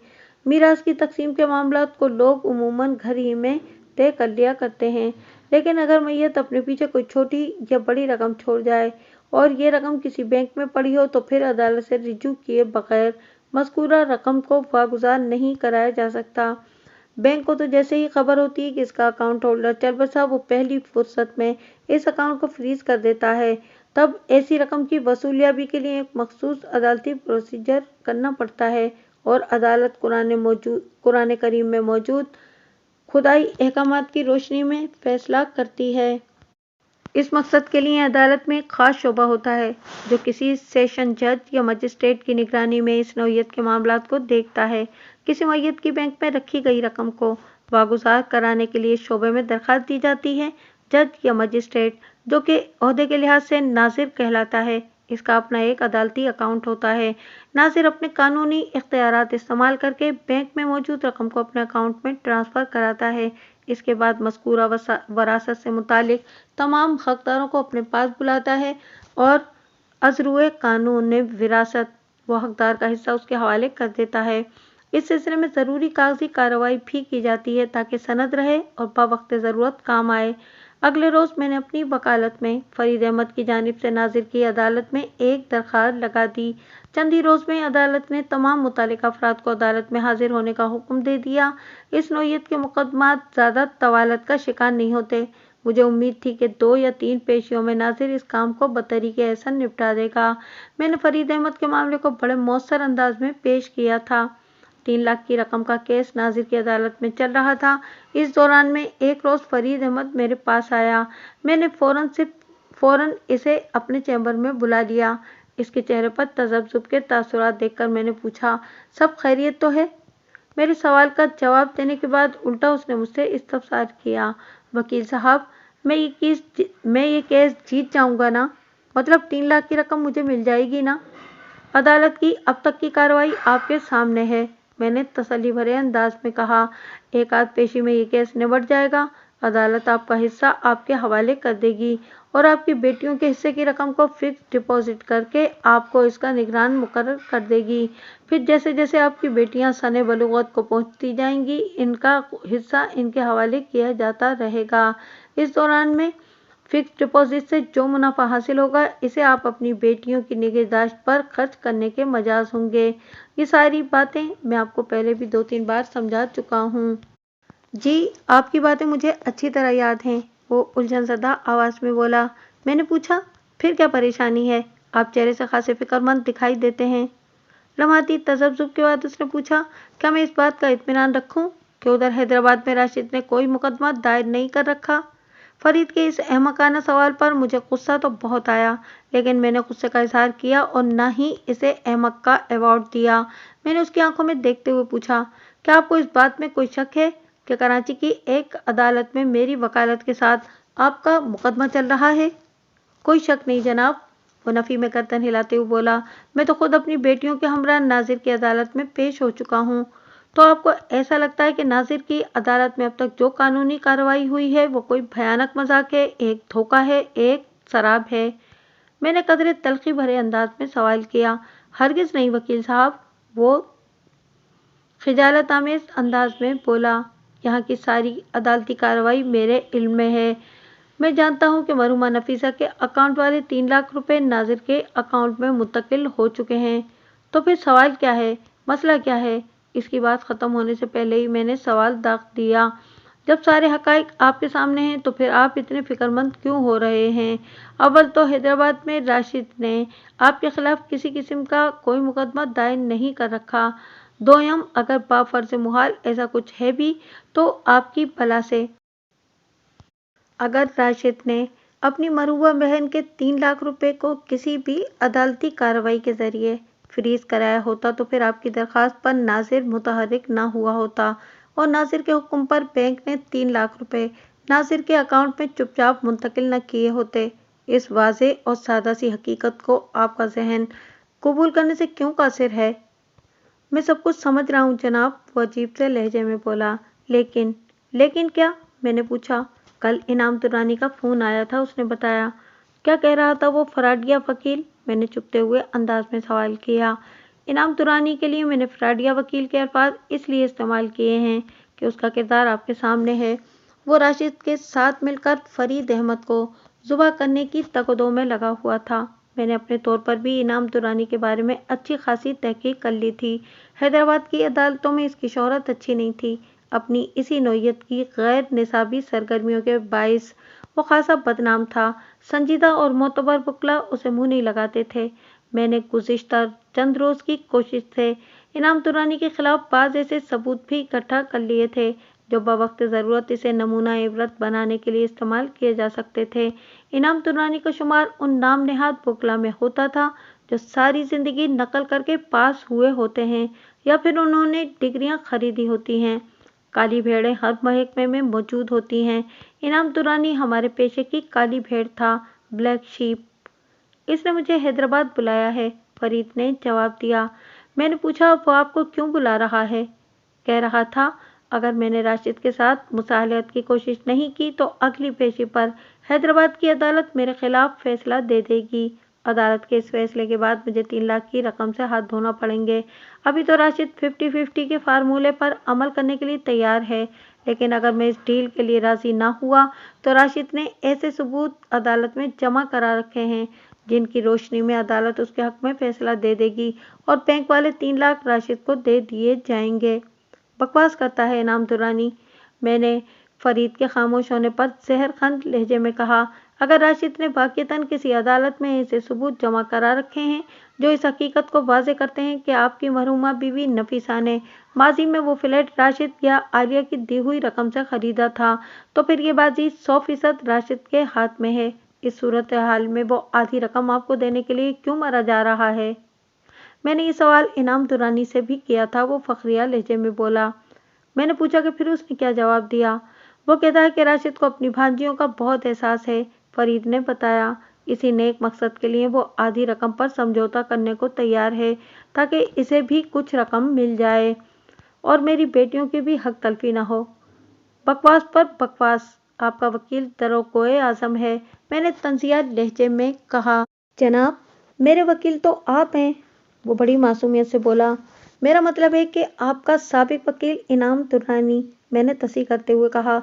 अगर इनाम दुरानी की बात को बफर्ज मुहाल चंद सेकंड के लिए दुरुस्त मान भी लिया जाए और इस अमर का यकीन कर लिया जाए कि राशिद के दिल में अपनी भांजियों यानी आपकी चारों बेटियों के लिए मोहब्बत का दरिया रवां दवा है, तो फिर मंतकी तौर पर इसे अदालत का रुख करने के बजाय आपसे बात करना चाहिए थी। आपके खिलाफ अदालत में मुकदमा दायर करने का मतलब तो ये हुआ कि राशिद को आपसे या अपनी बहन की बेटियों से किसी किस्म की कोई हमदर्दी नहीं और वो बजरिया अदालत बजोरे कानून आपकी रकम को हथियाने का मंसूबा बनाए बैठा हुआ है।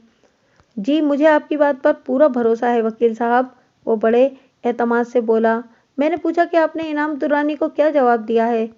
मैंने कहा है कि सोचकर बताता हूँ। आपने बिल्कुल मुनासिब जवाब दिया है। मैंने सराहने वाली नज़र से उसकी तरफ देखा और कहा, अब इनाम दुरानी 4 दिन तो आपके सोचने का इंतज़ार कर लेगा, इसके बाद इसके पेट में यकीनन मरोड़ उठेगा। आप खुद इसे फ़ोन करें और बताएं कि हफ्ता 10 दिन के बाद आप मामला तय करने हैदराबाद आ रहे हैं। आप मेरी बात समझ रहे हैं ना? जी वकील साहब, वह इस बात में गर्दन हिलाते हुए बोला, लेकिन ये बात मेरी समझ में नहीं आ रही। क्या आप लगभग 15 दिन का वक्त क्यों ले रहे हैं? इसका एक ख़ास सबब है, मैंने मायना खेज अंदाज में कहा। वो बोला, क्या आप मुझे इस सबब के बारे में कुछ बताएंगे? ज़रूर बताऊंगा, लेकिन सरे दस्त नहीं, मैंने गहरी संजीदगी से कहा। मगर आपसे मेरा ये वादा है कि 15 दिन से पहले ही मैं आपको कुछ नहीं बल्कि सब कुछ बता दूंगा। उसने इसरार नहीं किया और थोड़ी देर मजीद मेरे पास बैठने के बाद मुझे दुआएं देता हुआ रुखसत हो गया। मैंने एक ख़ास मकसद के तहत फरीद अहमद को कमोबेश 2 हफ्ते के लिए खामोशी इख्तियार करने को कहा था। मैंने इसलिए भी उसे सब्र करने को कहा था कि मेरे अंदाजे के मुताबिक इससे पहले ही नाजिर की अदालत से फरीद के हक में इस केस को क्लोज हो जाना था और फिर मेरा अंदाज़ा दुरुस्त साबित हुआ।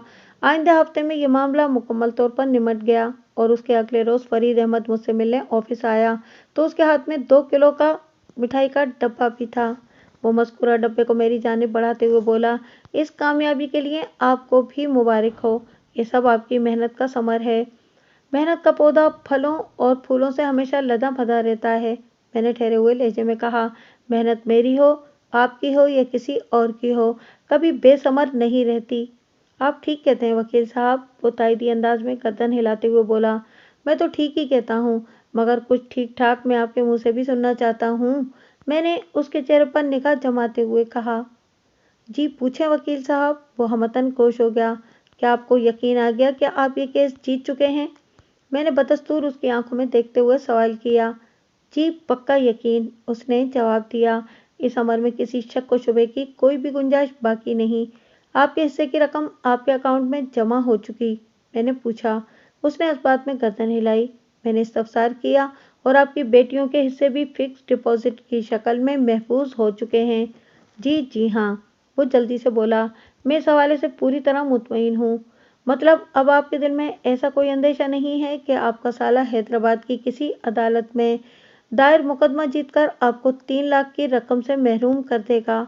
मैंने टटोलने वाली नज़र से उसकी तरफ देखा। सवाल ही पैदा नहीं होता। वो पूरे तयक्कुन से बोला, ऐसा कोई मुकदमा मेरा सिरे से मेरे खिलाफ दायर ही नहीं था। वो दोनों बदमाश मिलकर मुझे ठगने की कोशिश में थे। तो क्या वो आपको ठगने में कामयाब हो पाए? नहीं, आपने मुझे बचा लिया, वो ममनूनियत भरे लहजे में बोला। मैंने नहीं, अल्लाह ने आपको बचाया है, मैंने साफ गोई का मुजाहरा करते हुए कहा। मैंने आपको इस बवाल से निकालने की कोशिश की है। कामयाबी देने वाली ज़ात सिर्फ और सिर्फ अल्लाह की है।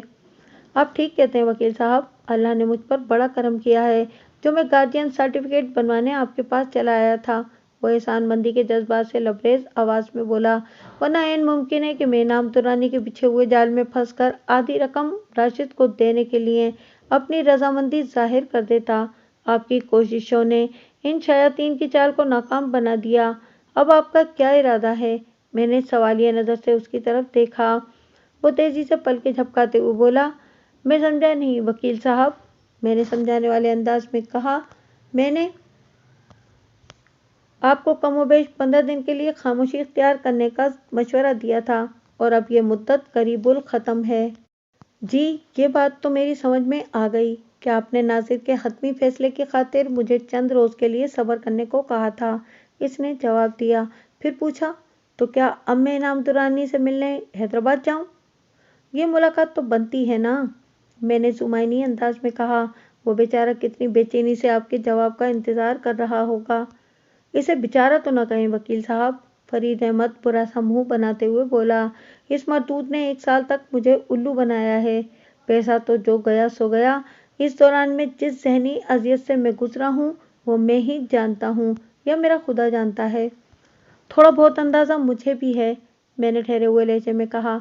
इनाम दुरानी आपके साले के हाथ का खिलौना बनकर आपके जज्बात और आपकी रकम के साथ खिलवाड़ करता रहा है।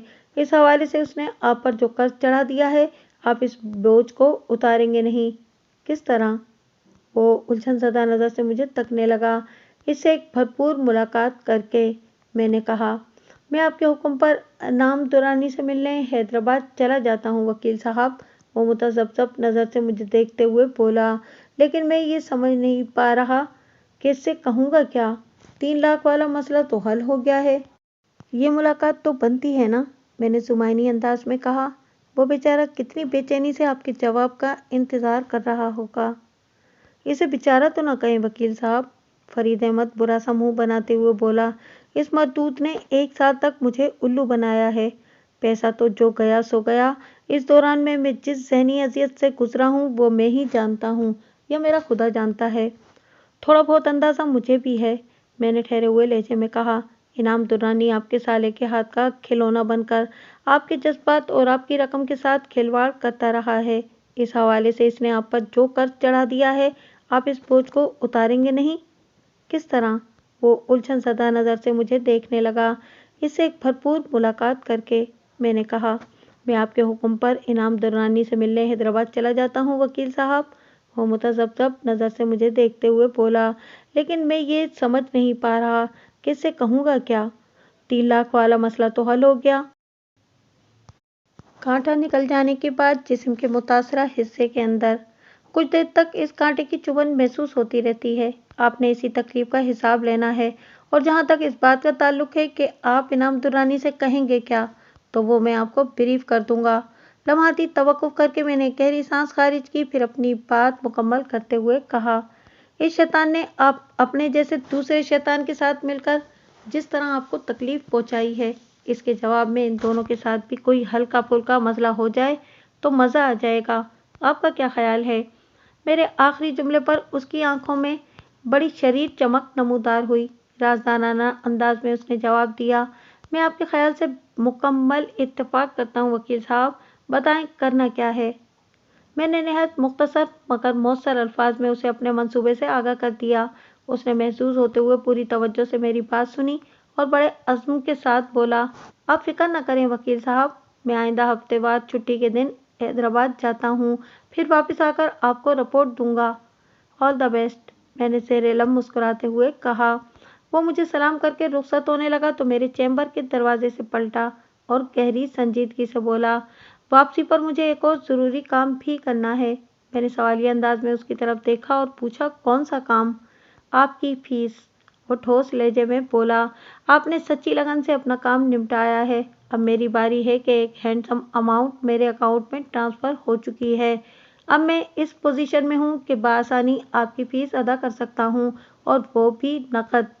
मैंने ज़ेर लब मुस्कुराने पर इत्तफाक किया। सच्ची बात तो यह है कि मैंने किसी फ़ीस की आस में फरीद अहमद के केस में हाथ नहीं डाला था, बल्कि मुझे उसके माली हालात और उसकी 4 बेटियों से हमदर्दी के जज्बे ने यह केस हैंडल करने पर मजबूर किया था। अगर मैं फरीद की दुरुस्त रहनुमाई न करता तो वो बेचारा अभी तक इनाम दुर्रानी के शैतानी चक्कर में फंसा रहता। फरीद अगर मुझे फ़ीस की पेशकश ना भी करता तो खैर थी, लेकिन अगर वो मुझे फ़ीस देने का ख्वाहिशमंद था तो मुझे उसकी ख्वाहिश पूरी करने पर कोई एतराज़ नहीं था। जो मामलात सूदो ज़या को नज़रअंदाज करके इंसानी हमदर्दी में तय किए जाएं, इनमें कभी भी ज़िया का मुंह देखना नहीं पड़ता, लेकिन इस राज को समझने के लिए वुसअत नज़र और कुशादगी क़ल्ब की ज़रूरत होती है। 3-4 रोज़ के बाद फरीद अहमद एक मरतबा फिर मेरे सामने बैठा हुआ था। इस दौरान में वो हैदराबाद से हो आया था और खिलाफ़े मामूल खासा खिला खिला दिखाई दे रहा था। मैं पूछे बिना न रह सका, लगता है कि आप कुछ ज़्यादा ही इंजॉय करके आए हैं। आपकी पट्टी पर चलकर मज़ा आ गया वकील साहब, वो पुरमसरत लहजे में बोला। वहाँ जो कुछ पेश आया इसे नहायत ही दिलचस्प और महजूज कुन कहा जा सकता है। आप सुनेंगे तो दंग रह जाएंगे। मैं ज़रूर सुनूंगा। मैंने सीधा होकर बैठ गया। आप शुरू हो जाएं। और वो शुरू हो गया। उसने मज़े ले लेकर मुझे इस मुलाकात का अहवाल सुनाया जो उसके और इनाम दुरानी के माबेन हैदराबाद के एक होटल में हुई थी। फरीद ने मेरी हिदायत के मुताबिक इनाम दुरानी से कहा, वकील साहब, मैं आपके कहने पर आ गया हूँ। अब आप जल्द से जल्द मुझे इस मुसीबत से निकालेंगे। ये केस इसी वक्त तक आपके लिए वबाले जान था जब तक आपने एक दुरुस्त फैसला नहीं किया था। इनाम दुरानी ने कहा, मुझे इस बात की खुशी है कि आपने मेरे मशवरे पर अमल करते हुए मुसालहत के लिए रजामंदी जाहिर कर दी है, वरना अदालती चक्करों में कुछ नहीं रखा, सिर्फ वक्त और पैसे का नुकसान होता है। इंसान के हाथ में आता कुछ नहीं।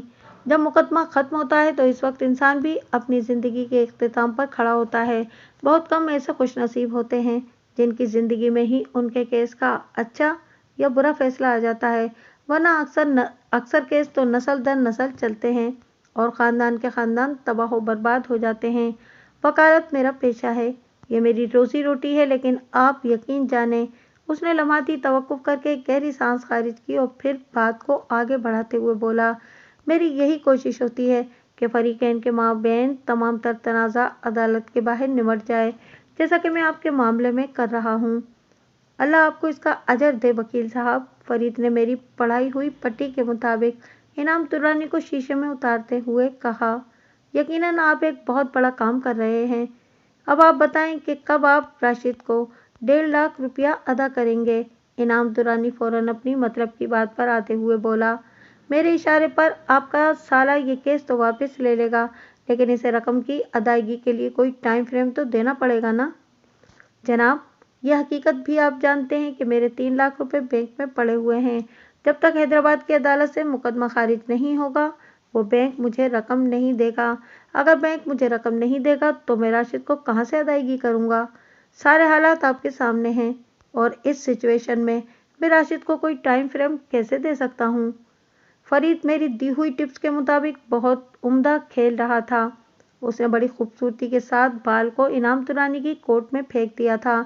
इनाम दुरानी ने एक लम्हा गौर किया, फिर बड़े एतमाद से बोला, मुकदमा कोई मसला नहीं है, वो मैं कल सुबह खारिज करवा दूंगा, लेकिन राशिद को मुतमईन करने के लिए आपके और उसके दरमियान एक मुआहदा तैयार करना पड़ेगा। कैसा मुआहदा? फरीद ने सवालिया नज़र से उसकी तरफ देखा। ये एक लीगल डॉक्यूमेंट होगा वो वजाहत करते हुए बोला, जिसकी रूह से आप एक मखसूस मुद्दत के बाद राशिद को 1.5 लाख रुपए देने के पाबंद होंगे। इस डॉक्यूमेंट पर आप दोनों फरीकैन के दस्तखत होंगे। फिर असल दस्तावेज राशिद रख लेगा और इसकी कॉपी आपको दे दी जाएगी। मुझे ऐसे किसी डॉक्यूमेंट की तैयारी पर कोई एतराज़ नहीं है, फरीद अहमद ने सोचे समझे मंसूबे के तहत कहा। लेकिन एक बात मेरी समझ में नहीं आई। कौन सी बात? इनाम दुर्रानी ने पूछा। मखसूस मुद्दत वाली बात, फरीद एक लफ्ज़ पर जोर डालते हुए बोला। इस मुद्दत का तयन कैसे किया जाएगा? मुझे इसके अलावा भी आपसे एक ज़रूरी बात पूछना है। पहले आप ज़रूरी बात पूछ लें, इनाम दुर्रानी ने कहा, फिर मैं मुद्दत के तयन की वजाहत कर दूंगा। अगर आपके कहने के मुताबिक कल सुबह राशिद की केस वापस ले लेता है तो इसके कितने दिन के बाद बैंक मुझे रकम अदा करेगा? फरीद ने गहरी संजीदगी से पूछा। बैंक से रकम हासिल करने के लिए आपको एक लीगल प्रोसेस करना पड़ेगा, इनाम दुर्रानी ने कहा। इसके बाद 3 लाख की वो रकम बैंक आपके हवाले कर देगा, जिसमें से 1.5 लाख रुपए आप राशिद को देने के पाबंद होंगे। और जहाँ तक मखसूस मुद्दत का मामला है तो इसका तयन इसी हिसाब से किया जाएगा जैसे आपको बैंक से रकम मिलने का इम्कान होगा। इस सिलसिले में आप राशिद के नाम पोस्ट डेट का एक चेक दे देंगे जिसकी मालियत 1.5 लाख रुपए होगी। इस तरह राशिद भी मुतमईन हो जाएगा और आपका मकसद भी हासिल हो जाएगा। आपकी स्कीम मुझे पसंद आई, फरीद ने सताइशी नज़र से इनाम दुर्रानी की तरफ देखा। आप मुझे इस लीगल प्रोसेस के बारे में कुछ बताएं जिसको इख्तियार करने के बाद बैंक मेरी फ्रीज की हुई रकम को रिलीज कर देगा। इनाम दुर्रानी ने नहायत ही मुख्तसर अल्फाज में फरीद को इस लीगल प्रोसीजर से आगाह कर दिया जिसे इख्तियार करके वो अपनी रकम वसूल कर सकता इसलिए कि इनाम दुर्रानी हकीकत हाल से वाकिफ नहीं था। वो नहीं जानता था कि फरीद इन मराहिल से बखैर खूबी कामयाबी के साथ गुजर चुका है। इनाम दुर्रानी के खामोश होने पर फरीद ने सवाल किया, क्या ये लीगल प्रोसेस यहाँ हैदराबाद की अदालत में होगा? नहीं, इनाम दुर्रानी ने नफ़ी में गर्दन हिलाई और बोला, आपकी वाइफ का अकाउंट चूँकि कराची के बैंक में है इसलिए ये लीगल प्रोसेस भी वहीं की किसी अदालत में होगा। चलें, जहाँ भी हो, इससे क्या फ़र्क पड़ता है? फरीद ने बेपरवाही से कहा। मेरे लिए इत्मीनान की बात यह है कि आप ही मेरी वकालत करेंगे। मैं आपके सिवा किसी और वकील पर भरोसा नहीं कर सकता। आप मेरे लिए निजात दहिंदा की हैसियत रखते हैं। मैं आपके जज्बात की कदर करता हूँ फरीद साहब, इनाम दुर्रानी ने कहा, लेकिन मेरी कुछ निजी मजबूरियाँ हैं। मैं कराची में आपके केस की पैरवी नहीं कर सकूँगा। वैसे भी मैंने जिस लीगल प्रोसेस के बारे में आपको बताया है इसके लिए किसी नहायती तजुर्बेकार और कोहना मश्क वकील की बिल्कुल ज़रूरत नहीं। आप किसी गली महल्ले के किसी वकील से भी कहेंगे तो वो आपका ये काम बासानी कर देगा। ठीक है वकील साहब, जो आपका हुक्म, फरीद ने फर्माबरदारी से कहा। मैं आपके मशवरे पर अमल करूंगा। इनाम दुर्रानी ने बड़ी होशियारी से पूछा, आप हैदराबाद में रुकेंगे या वापस चले जाएंगे? मैं तो सिर्फ आपसे मिलने आया था, फरीद ने जवाब दिया। मुलाकात हो गई, अब तो मैं वापस ही जाऊंगा। लेकिन आपने ये बात क्यों पूछी? अगर आप 2-2.5 घंटे यहाँ हैं तो हम एक ज़रूरी काम निपटा लेते हैं, इनाम दुर्रानी ने कहा। कौन सा ज़रूरी काम वकील साहब? आप दोनों के एग्रीमेंट वाला काम, इनाम दुर्रानी ने चालाकी से कहा। आप ज़रा घूम फिर कर 2 घंटे के बाद मेरे ऑफिस आ जाएं। इस दौरान मैं मज़कूरा लीगल डॉक्यूमेंट में तैयार कर लूँगा और राशिद को भी मैं अपने पास बुला लूँगा। मेरी मौजूदगी में आप दोनों हजरात इस एग्रीमेंट पर दस्तखत कर दीजिएगा। अल्लाह अल्लाह खैर सल्ला। ये तो बड़ी अच्छी बात है कि आज के आज ही ये काम पाए तकमील को पहुंच जाएगा, फरीद ने तशक्कुर आमेज़ अंदाज में कहा। ठीक है, मैं 2 घंटे के बाद आपके पास आता हूँ। फिर वो दोनों होटल से उठ गए। 2 घंटे के बाद जब फरीद इनाम दुर्रानी के पास पहुंचा तो उसने बड़े तपाक से फरीद का इस्तकबाल किया। फिर स्टैम्प पेपर पर बना हुआ एक लीगल एग्रीमेंट उसके सामने रखते हुए कहा, मैंने तैयार कर दिया है, आप भी इसे पढ़ लें। फरीद ने एग्रीमेंट की इबारत पढ़ी। वो तहरीर गोलमोल ज़बान में थी, कहीं भी किसी केस या कोर्ट का जिक्र नहीं था। इस इबारत के मुताबिक अनकरीब फरीद को कहीं से 3 लाख मिलने वाले थे जिसमें आधी रकम राशिद का हिस्सा थी। फरीद ने राशिद को 1.5 लाख का चेक दे दिया था। जैसे ही 3 लाख की रकम फरीद के अकाउंट में आती उसने राशिद को आगाह करना था। इसके बाद राशिद ने फरीद का दिया हुआ चेक अपने अकाउंट में जमा कराना था। स्टैम्प पेपर पर इसी नौयत की चंद बातें और भी तहरीर थीं, लेकिन कहीं भी ये जाहिर नहीं होता था کہ فرید کے پاس وہ 3 लाख की रकम कहाँ से और किस मद में आने वाली थी, और ये कि राशिद किस बिना पर इस रकम में आधे का हिस्सेदार था। इस तहरीर के इख्तिताम पर जहां फरीकैन के दस्तखत के लिए जगह मखसूस थी, वहां पहलू व पहलू फरीद और राशिद के नाम में वल्दियत, रिहायशी पते के साथ साथ दर्ज थे, और दोनों के नाम के नीचे इनके कौमी शनाख्ती कार्ड का मखसूस नंबर भी लिखा गया था। ये सब तो मामूल की कार्रवाई थी, लेकिन जिस चीज़ ने फरीद को चौंकने पर मजबूर किया वो थे राशिद के दस्तखत। राशिद वाले खाते में इसकी तफसीलात के नीचे इसके दस्तखत भी मौजूद थे। फरीद ने इनाम दुरानी से इस्तफसार किया, ये क्या मामला है वकील साहब? राशिद तो आपके ऑफिस में कहीं नजर नहीं आ रहा और इसके दस्तखत एग्रीमेंट पर मौजूद हैं। आपने ये एग्रीमेंट अभी तैयार किया है या? जहन में किसी बदगुमानी को जगह न दें फरीद साहब, इनाम दुरानी ने ठहरे हुए अंदाज में कहा। आप बेफिक्र हो जाएं, ये लीगल डॉक्यूमेंट मैंने थोड़ी देर पहले ही तैयार किया है। बाकी जहां तक राशिद के दस्तखत की बात है तो उसने ज़रा देर को रुककर एक गहरी सांस ली और फिर बोला, जब मैंने राशिद को अपने दफ्तर बुलाया तो वो फ़ौरन ही आ गया था। मैंने इसकी मौजूदगी ही में ये डॉक्यूमेंट टाइप किया है। जब डॉक्यूमेंट तैयार हो गया तो राशिद ने मुझसे कहा कि उसकी वालदा यानी आपकी सास की तबीयत ठीक नहीं है, लिहाजा इसे जल्दी घर जाना होगा। मैंने इससे कहा कि थोड़ी देर रुक जाएं, फिर इसे बताया कि आप भी पहुंचने ही वाले हैं। राशिद ने बुरा सा मुंह बनाते हुए कहा कि इसे आपसे मिलने का कोई शौक नहीं, मैं इसे दस्तखत कराऊं ताकि वो जल्द से जल्द अपनी बीमार वालदा के पास जा सके।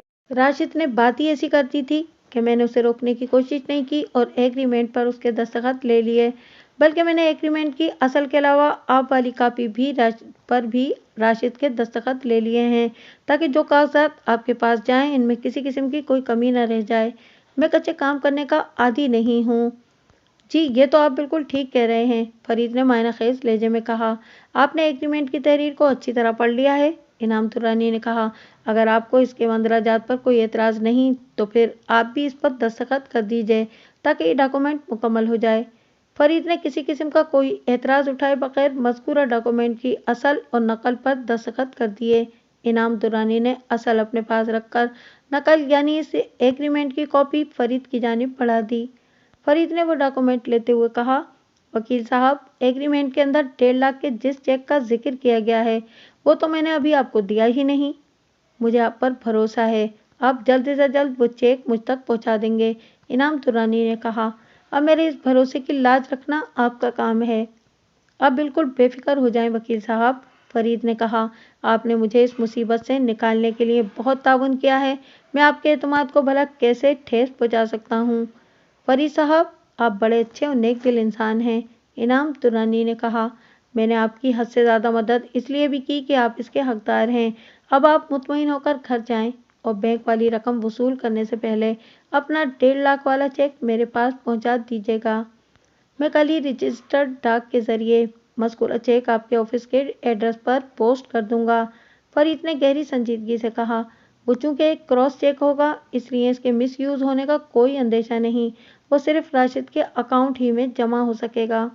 बिल्कुल ठीक, इनाम दुरानी ने इस बात में गर्दन हिलाई, और जैसे ही रकम आपके अकाउंट में ट्रांसफ़र हो आप फ़ौरन मुझे फ़ोन करके इसकी इतला देंगे।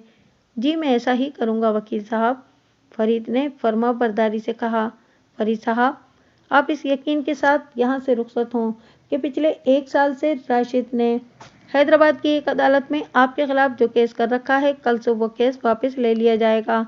इसी केस की इब्तिदाई कार्रवाई के नतीजे में आपकी मरहूमा बीवी और राशिद की बहन नफीसा के बैंक वालों ने मुतवफ़ी का अकाउंट फ्रीज कर रखा था।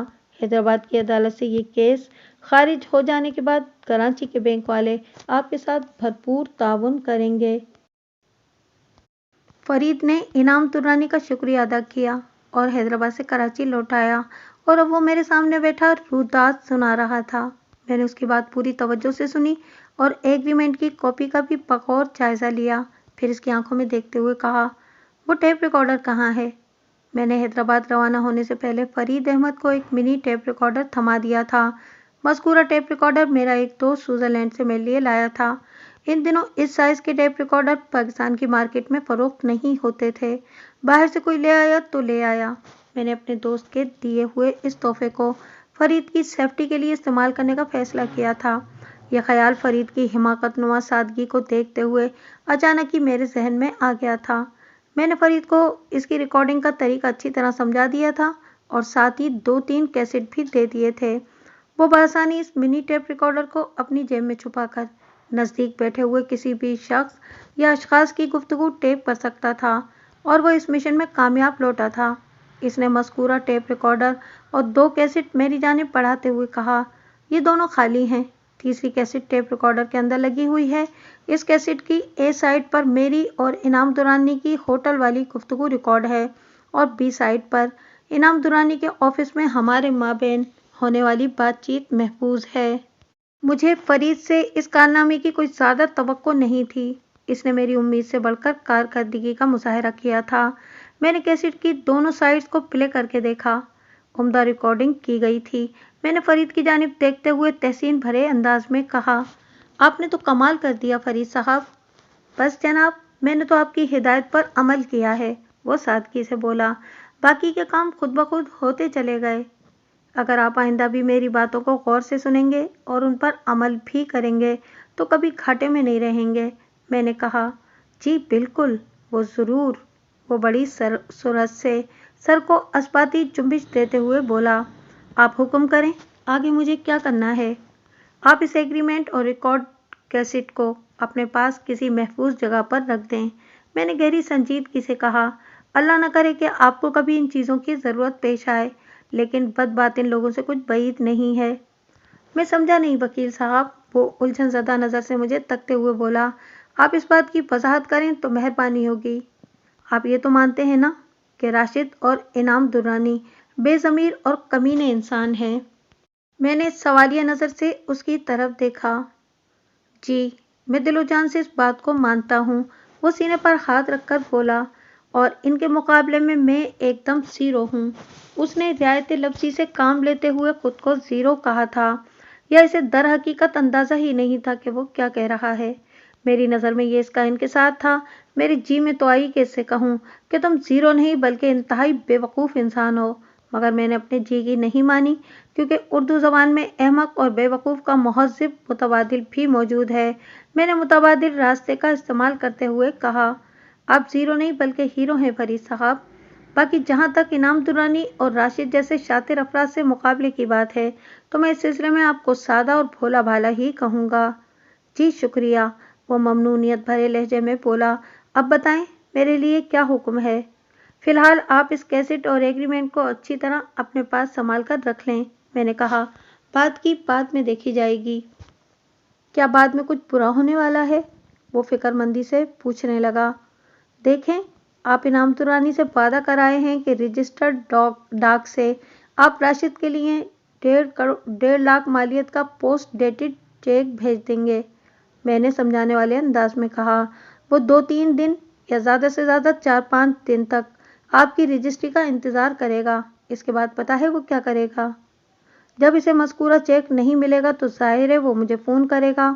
वो फ़लसफ़ियाना अंदाज में बोला, और मुझसे पूछेगा कि चेक का क्या हुआ। यकीनन यही होगा, मैंने कहा। इस सूरत हाल में आप इसे क्या जवाब देंगे?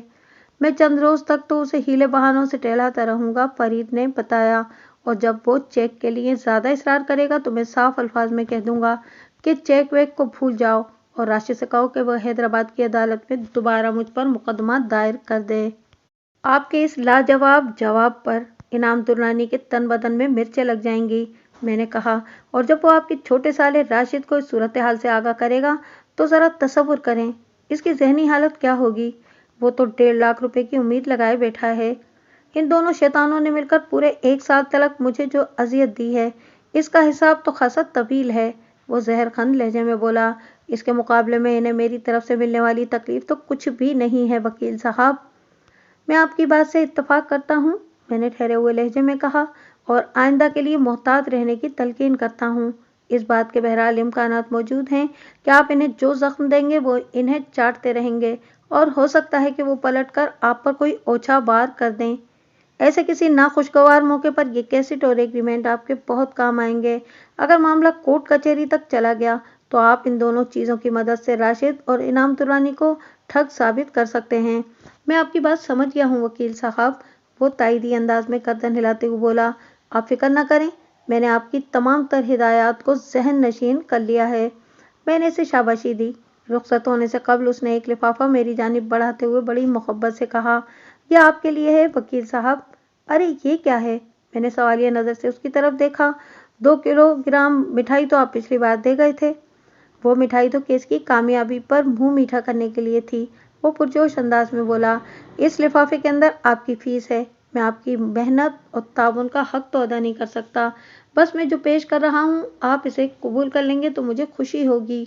मुझे अच्छी तरह याद था कि गुज़िश्ता मुलाकात में बवक्ते रुखसत उसने दरवाजे से पलटकर वादा करने वाले अंदाज में कहा था, हैदराबाद से वापसी पर मुझे एक ज़रूरी काम करना है, यानी आपकी फ़ीस अदा करना है। आज उसने अपना वादा पूरा कर दिया था। मैंने इसकी खुशी की खातिर वो लिफाफा इसके हाथ से ले लिया और बगैर खोले ये रकम गिने बगैर मज़कूरा लिफाफे को मेज़ की दराज में डाल दिया, गोया मैंने इसकी पेशकश को कबूल कर लिया था। फरीद अहमद मुझे जो लिफाफा देकर गया था, इसमें इतनी रकम मौजूद थी जो मेरी फीस के करीब करीब ही थी। मैं तो ये जहन बनाए बैठा था कि अगर वो फीस की मद में मुझे 1 रुपया भी नहीं देगा तब भी ठीक है, और अगर इसने मुझे फीस दे दी थी तो भी इसकी खुशी की खातिर मैंने कोई एतराज़ नहीं किया था। लगभग 2 हफ्ते के बाद वो मुझसे मिलने आया तो खुशी उसके चेहरे पर चमक रही थी। रस्मी अलेक सलेक के बाद मैंने पूछा, आज तो आप बड़े शादा और फरहन दिखाई दे रहे हैं, क्या कोई अहम खबर लाए हैं? जी वकील साहब, वो इस बात में गर्दन हिलाते हुए बोला, इन दोनों मरदूदों से निजात मिल गई। अब मैं पुरसुकून हो गया हूँ। मेरे इस्तफसार पर उसने बताया कि 2 रोज़ के बाद ही इनाम दुरानी का फ़ोन आना शुरू हो गया था। पहले तो वो इसे टालता रहा, फिर 2 टोक अंदाज में कह दिया कि जहन्नम में जाओ तुम दोनों, और बैंक में रखे 3 लाख भी। मुझे किसी चीज़ की कोई परवाह नहीं। राशिद बड़े शौक से दोबारा हैदराबाद की अदालत में मेरे खिलाफ केस कर दे। आपकी इस झुंझुलाहट पर इनाम दुर्रानी ने क्या रद्द-ए-अमल ज़ाहिर किया था? मैंने पूछा। उसने बताया कि हमारे बीच फ़ोन पर बात हो रही थी। मैं उसके चेहरे के तासुरात नहीं देख सकता था, लेकिन उसकी आवाज़ से मुझे यही महसूस हुआ कि मेरे टका से जवाब पर वो बुझकर रह गया था। उसने ये कहकर राब्ता मौकूफ़ कर दिया, फरीद साहब, मैं तो आपका भला करने की सोच रहा था। खैर, आपकी मर्ज़ी है, अब आप जानें और आपका काम। मैं अब आपके किसी मामले में नहीं पड़ूंगा। इस वाक़ये के बाद से इनाम दुरानी या राशिद ने आपसे कोई राब्ता किया? उसके खामोश होने पर मैंने पूछा। नहीं जनाब, वो नफ़ी में गर्दन हिलाते हुए बोला, पिछले 1 हफ्ते से इधर मुकम्मल खामोशी छाई हुई है। चलें, ये मामला भी खुश असलूबी से निमट गया। मैंने एक गहरी सांस खारिज करते हुए कहा, अब आप मज़े करें। वो मज़ीद कुछ देर तक मेरे पास बैठा रहा, इसके बाद सलाम करके रुखसत हो गया। एक लिहाज से फरीद अहमद की कहानी अपने इख्तिताम को पहुंच गई थी। मैं भी मुतमईन था कि उसने जिस मकसद की खातिर मेरी खिदमत हासिल की थी वो पूरा हो गया था। कुछ अरसे के बाद मैं इसे भूल गया। रोज़मर्रा की मसरूफियात के पेश नज़र ऐसे मामलात को कैसे याद रखा जा सकता है? कहानी बड़ी अजीब है, और इंसानी ज़िंदगी की कहानी तो अजीब होने के अलावा खासी पेचदार भी होती है। फरीद की कहानी ने भी अचानक एक नया मोड़ ले लिया था। फरीद से आखिरी मुलाकात के कमोबेश 3 माह बाद अचानक मुझे उसका ख्याल आ गया, और इसका एक ख़ास सबब था। एक रोज़ मैं दफ्तर से जल्दी फारिग हो गया तो सोचा, घर का रुख करने से पहले एक काम निपटा लेता हूँ। मज़कूरा काम का ताल्लुक जूना मार्केट से था। मैं अपने दफ्तर से निकला और चूड़िया बाजार से होते हुए जूना मार्केट की जानिब बढ़ गया। मैंने मार्केट में अपना काम निपटाया और वापस अहमद जिना रोड की तरफ जाने के बजाय मैंने निश्तर रोड का रुख किया। जब मैं शू मार्केट के नज़दीक पहुंचा तो आपो आप मेरे जहन में फरीद अहमद की सूरत उजागर हो गई। वो शू मार्केट की एक अपार्टमेंट बिल्डिंग के एक फ्लैट में किराएदार की हैसियत से रहता था। मज़कूरा बिल्डिंग का नाम मेरे जहन में महफूज था। मैंने सोचा कि इधर से गुजर रहा हूँ तो उसका हाल चाल ही पूछ लूँ। वो आज की तरह का सेलुलर ज़माना नहीं था कि मैं सेल फोन से कॉल करके इसे अपनी गाड़ी में बुला लेता और इससे थोड़ी गपशप करके आगे बढ़ जाता। मैंने अपनी कार को एक मुनासिब और महफूज जगह पर पार्क किया और बिल्डिंग के सीने तय करके उसके फ्लैट के सामने पहुंच गया। फिर मैंने इतलाई घंटी बजा दी। फ्लैट के अंदर घंटी की आवाज़ सुनाई नहीं दी। मैंने 2-3 बार यही अमल दोहराया, लेकिन नतीजा वही बरामद हुआ जो पहली मर्तबा सामने आया था। यही बात समझ में आई कि शायद घंटी में कोई खराबी है। अपनी आमद की इतला का दूसरा रास्ता अपनाते हुए मैंने फ्लैट के दाखिली दरवाजे पर दस्तक दी। तीसरी दस्तक पर दरवाज़ा खुल गया। फरीद का नहीं, बल्कि उसके सामने वाले फ्लैट का। मैंने यकबारगी मुड़कर दरवाजे की तरफ देखा। मेरी नज़र एक अधेड़ उम्र शख्स पर पड़ी। मज़कूरा शख्स ने साफ सुथरा शलवार सूट ज़ेबतन कर रखा था। उसकी उम्र 50 के आसपास रही होगी। उसने आंखों पर नज़र का चश्मा लगा रखा था। उसने सरतापा मेरा जायजा लिया और शाइस्ता लहजे में इस्तफसार किया, अगर आप फरीद से मिलने आए हैं तो आपको मायूसी होगी। ओह! मैंने उलझनज़दा नज़र से उसकी तरफ देखा। मेरे चेहरे पर फिक्रमंदी की झलक को देखकर उसने ज़ेरे लब मुस्कुराते हुए कहा, यकीनन आप सोच रहे होंगे कि फरीद के साथ क्या हो गया है। अगर मैं आपको बताऊं कि फरीद का इंतकाल हो गया तो लग़वी एतबार से ये गलत नहीं होगा। बहरहाल मैं आपको किसी परेशानी में नहीं डालना चाहता। यूँ समझें कि फरीद अहमद मुंतकिल हो गया है, यानी उसने शिफ्टिंग कर ली है। आई सी। मैंने एक इत्मीनान भरी गहरी सांस खारिज की। इंतकाल का जिक्र करके आपने मुझे डरा ही दिया था। लम्हाती तवक्कुफ करके मैंने पूछा, आपकी तारीफ? मेरा नाम सईद जमा है, उसने बताया। मेरा ताल्लुक दरसो तदरीस से है। मैं एक मकामी कॉलेज में लेक्चरार हूँ। आपके अंदाज़े गुफ्तगू से मैं समझ गया था कि आप एक पढ़े लिखे और तहजीब याफ्ता इंसान हैं। मैंने मुसाफिर के लिए अपना हाथ आगे बढ़ाते हुए कहा, आपसे मिलकर खुशी हुई। उसने बड़ी गर्मजोशी से मुझसे हाथ मिलाया और ठहरे हुए लहजे में बोला, आपने अपना तारुफ नहीं कराया। मेरा नाम मिर्ज़ा अमजद बेग है, मैंने जवाब दिया। पेशे के लिहाज से मैं एक वकील हूँ। फरीद ने आपसे मेरा जिक्र किया होगा। बिल्कुल नहीं, वो नफ़ी में गर्दन हिलाते हुए बोला। फरीद बड़ा अजीब व गरीब इंसान था, बहुत कम आमेज़ और अपनी ही धुन में ज़िंदगी गुजारने वाला। वो अपने ज़ाती मामलात की किसी को खबर नहीं लगने देता था, जैसे इसे डर हो कि लोग उसके दुश्मन हो जाएंगे, जबकि उसके हालात किसी न किसी तरह आउट हो ही जाते थे। पता नहीं वो कौन से खब्त में मुब्तला था। ऐसे शक्की लोग कभी किसी को अपना दोस्त नहीं बना पाते। आप ठीक कहते हैं। मैंने ताईदी अंदाज में गर्दन हिलाई और पूछा, क्या आप बता सकते हैं कि यहाँ से शिफ्ट होकर वो कहाँ गया है? आपके पास चंद मिनट की फुर्सत हो तो अंदर आ जाएं, उसने खुश अखलाकी का मुजाहरा करते हुए कहा। आप जैसे मोअज़्ज़िज़ इंसान को दरवाजे पे खड़े रखना अच्छा महसूस नहीं हो रहा। वैसे भी आपने जो सवाल किया है उसके बारे में मेरी बीवी आपको ज़्यादा बेहतर तौर पर बता सकती है। सही जमा की फरमाइश पर मैं उसके ड्राइंग रूम में पहुंच गया। इससे बात करके फरीद के हवाले से मेरे अंदर तजस्सुस पैदा हो गया था। वो मुझे ड्राइंग रूम में बिठाकर घर के अंदरूनी हिस्से में चला गया, लेकिन जल्द ही वापस लौट आया और बोला, मेरी बीवी चंद मिनट में आ रही है।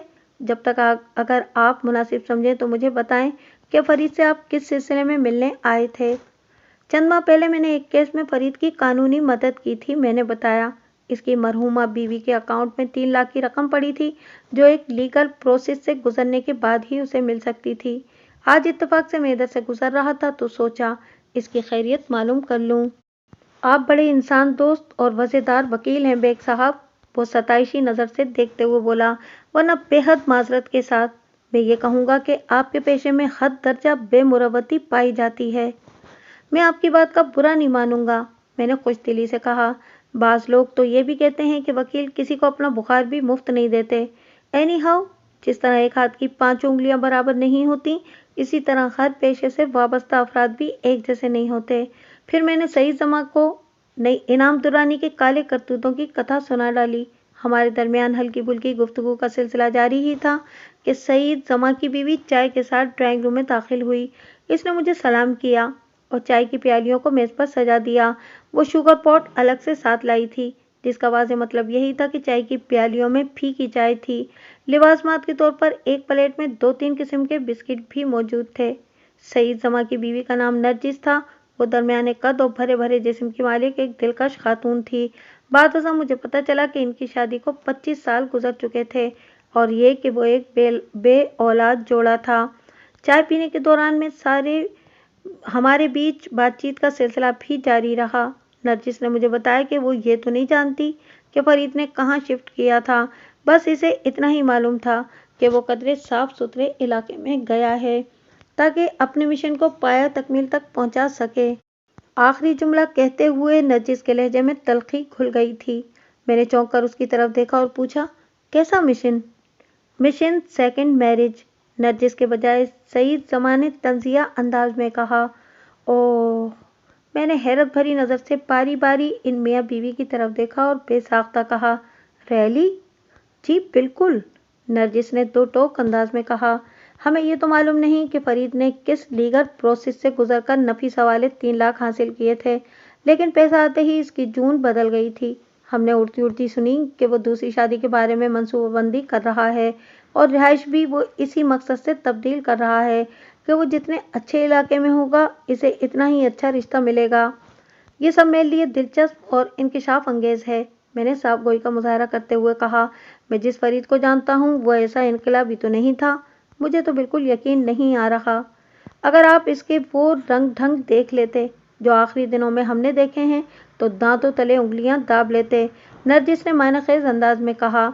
उसने नौजवानों की तर्ज का चुस्त और शौक लिबास पहनना शुरू कर दिया था, इस पर डांसर जैसा चश्मा।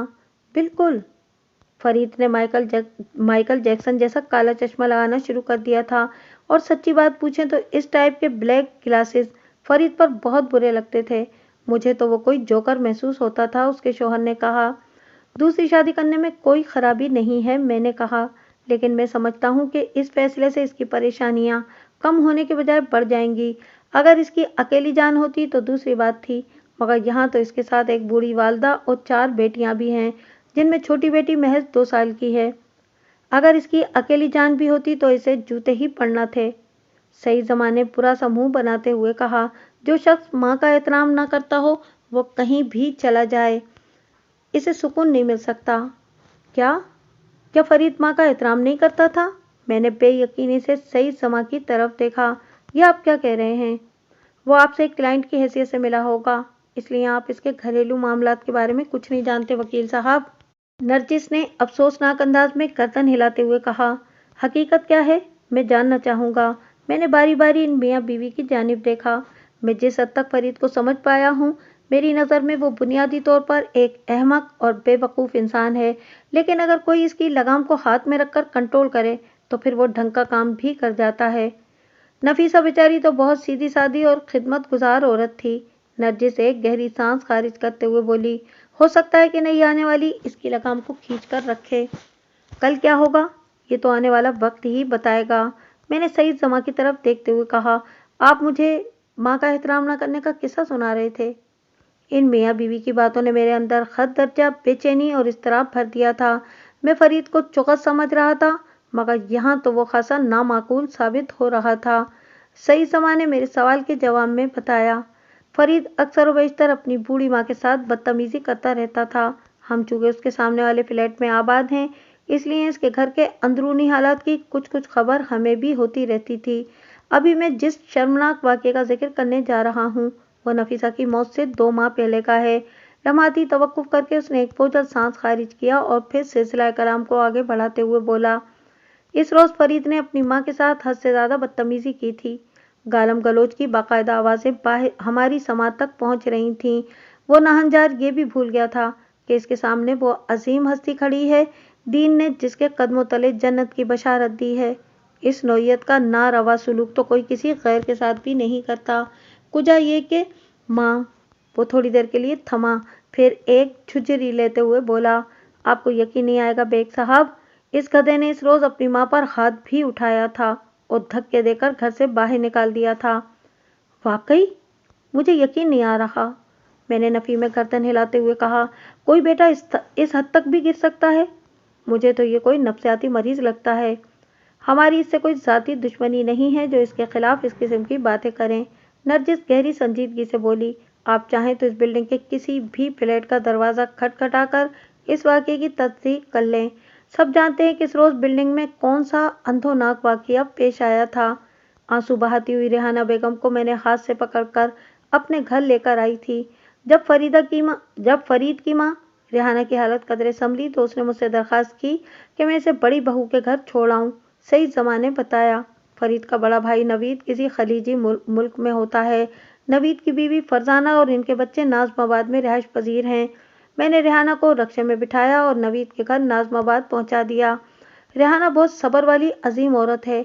इस मौके पर इसने नाखलफ बेटे को कोई बद्दुआ नहीं दी, बल्कि इसका ज़रफ़ मुलाहिज़ा करें कि जब नफीसा का इंतकाल हो गया और बाज़ लोगों ने रेहाना से कहा कि नफीसा की बच्चियों को दादी की ज़रूरत है, तो वह अल्लाह की बंदी बेटे के बर्ताव को भूल भाल कर दोबारा यहाँ आ गई और हिम्मत न होने के बावजूद भी वो अपनी पोतियों की देख रेख में लग गई।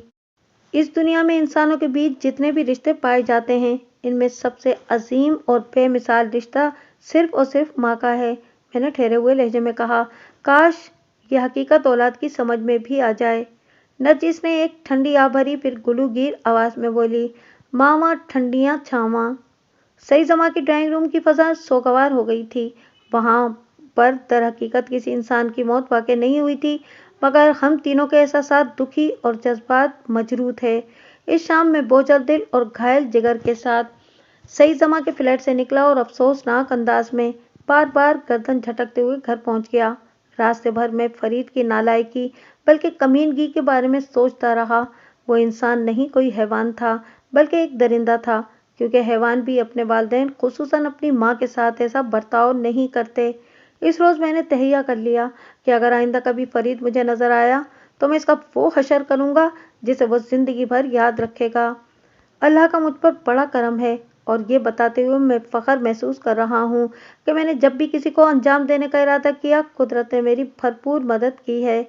जल्द या बदेर मैंने अपने मंसूबे को नुमाया कामयाबी के साथ मुकम्मल किया है और यही सब फरीद के मामले में भी हुआ। सही जमा से मुलाकात को कमोबेश 6 माह गुजर चुके थे।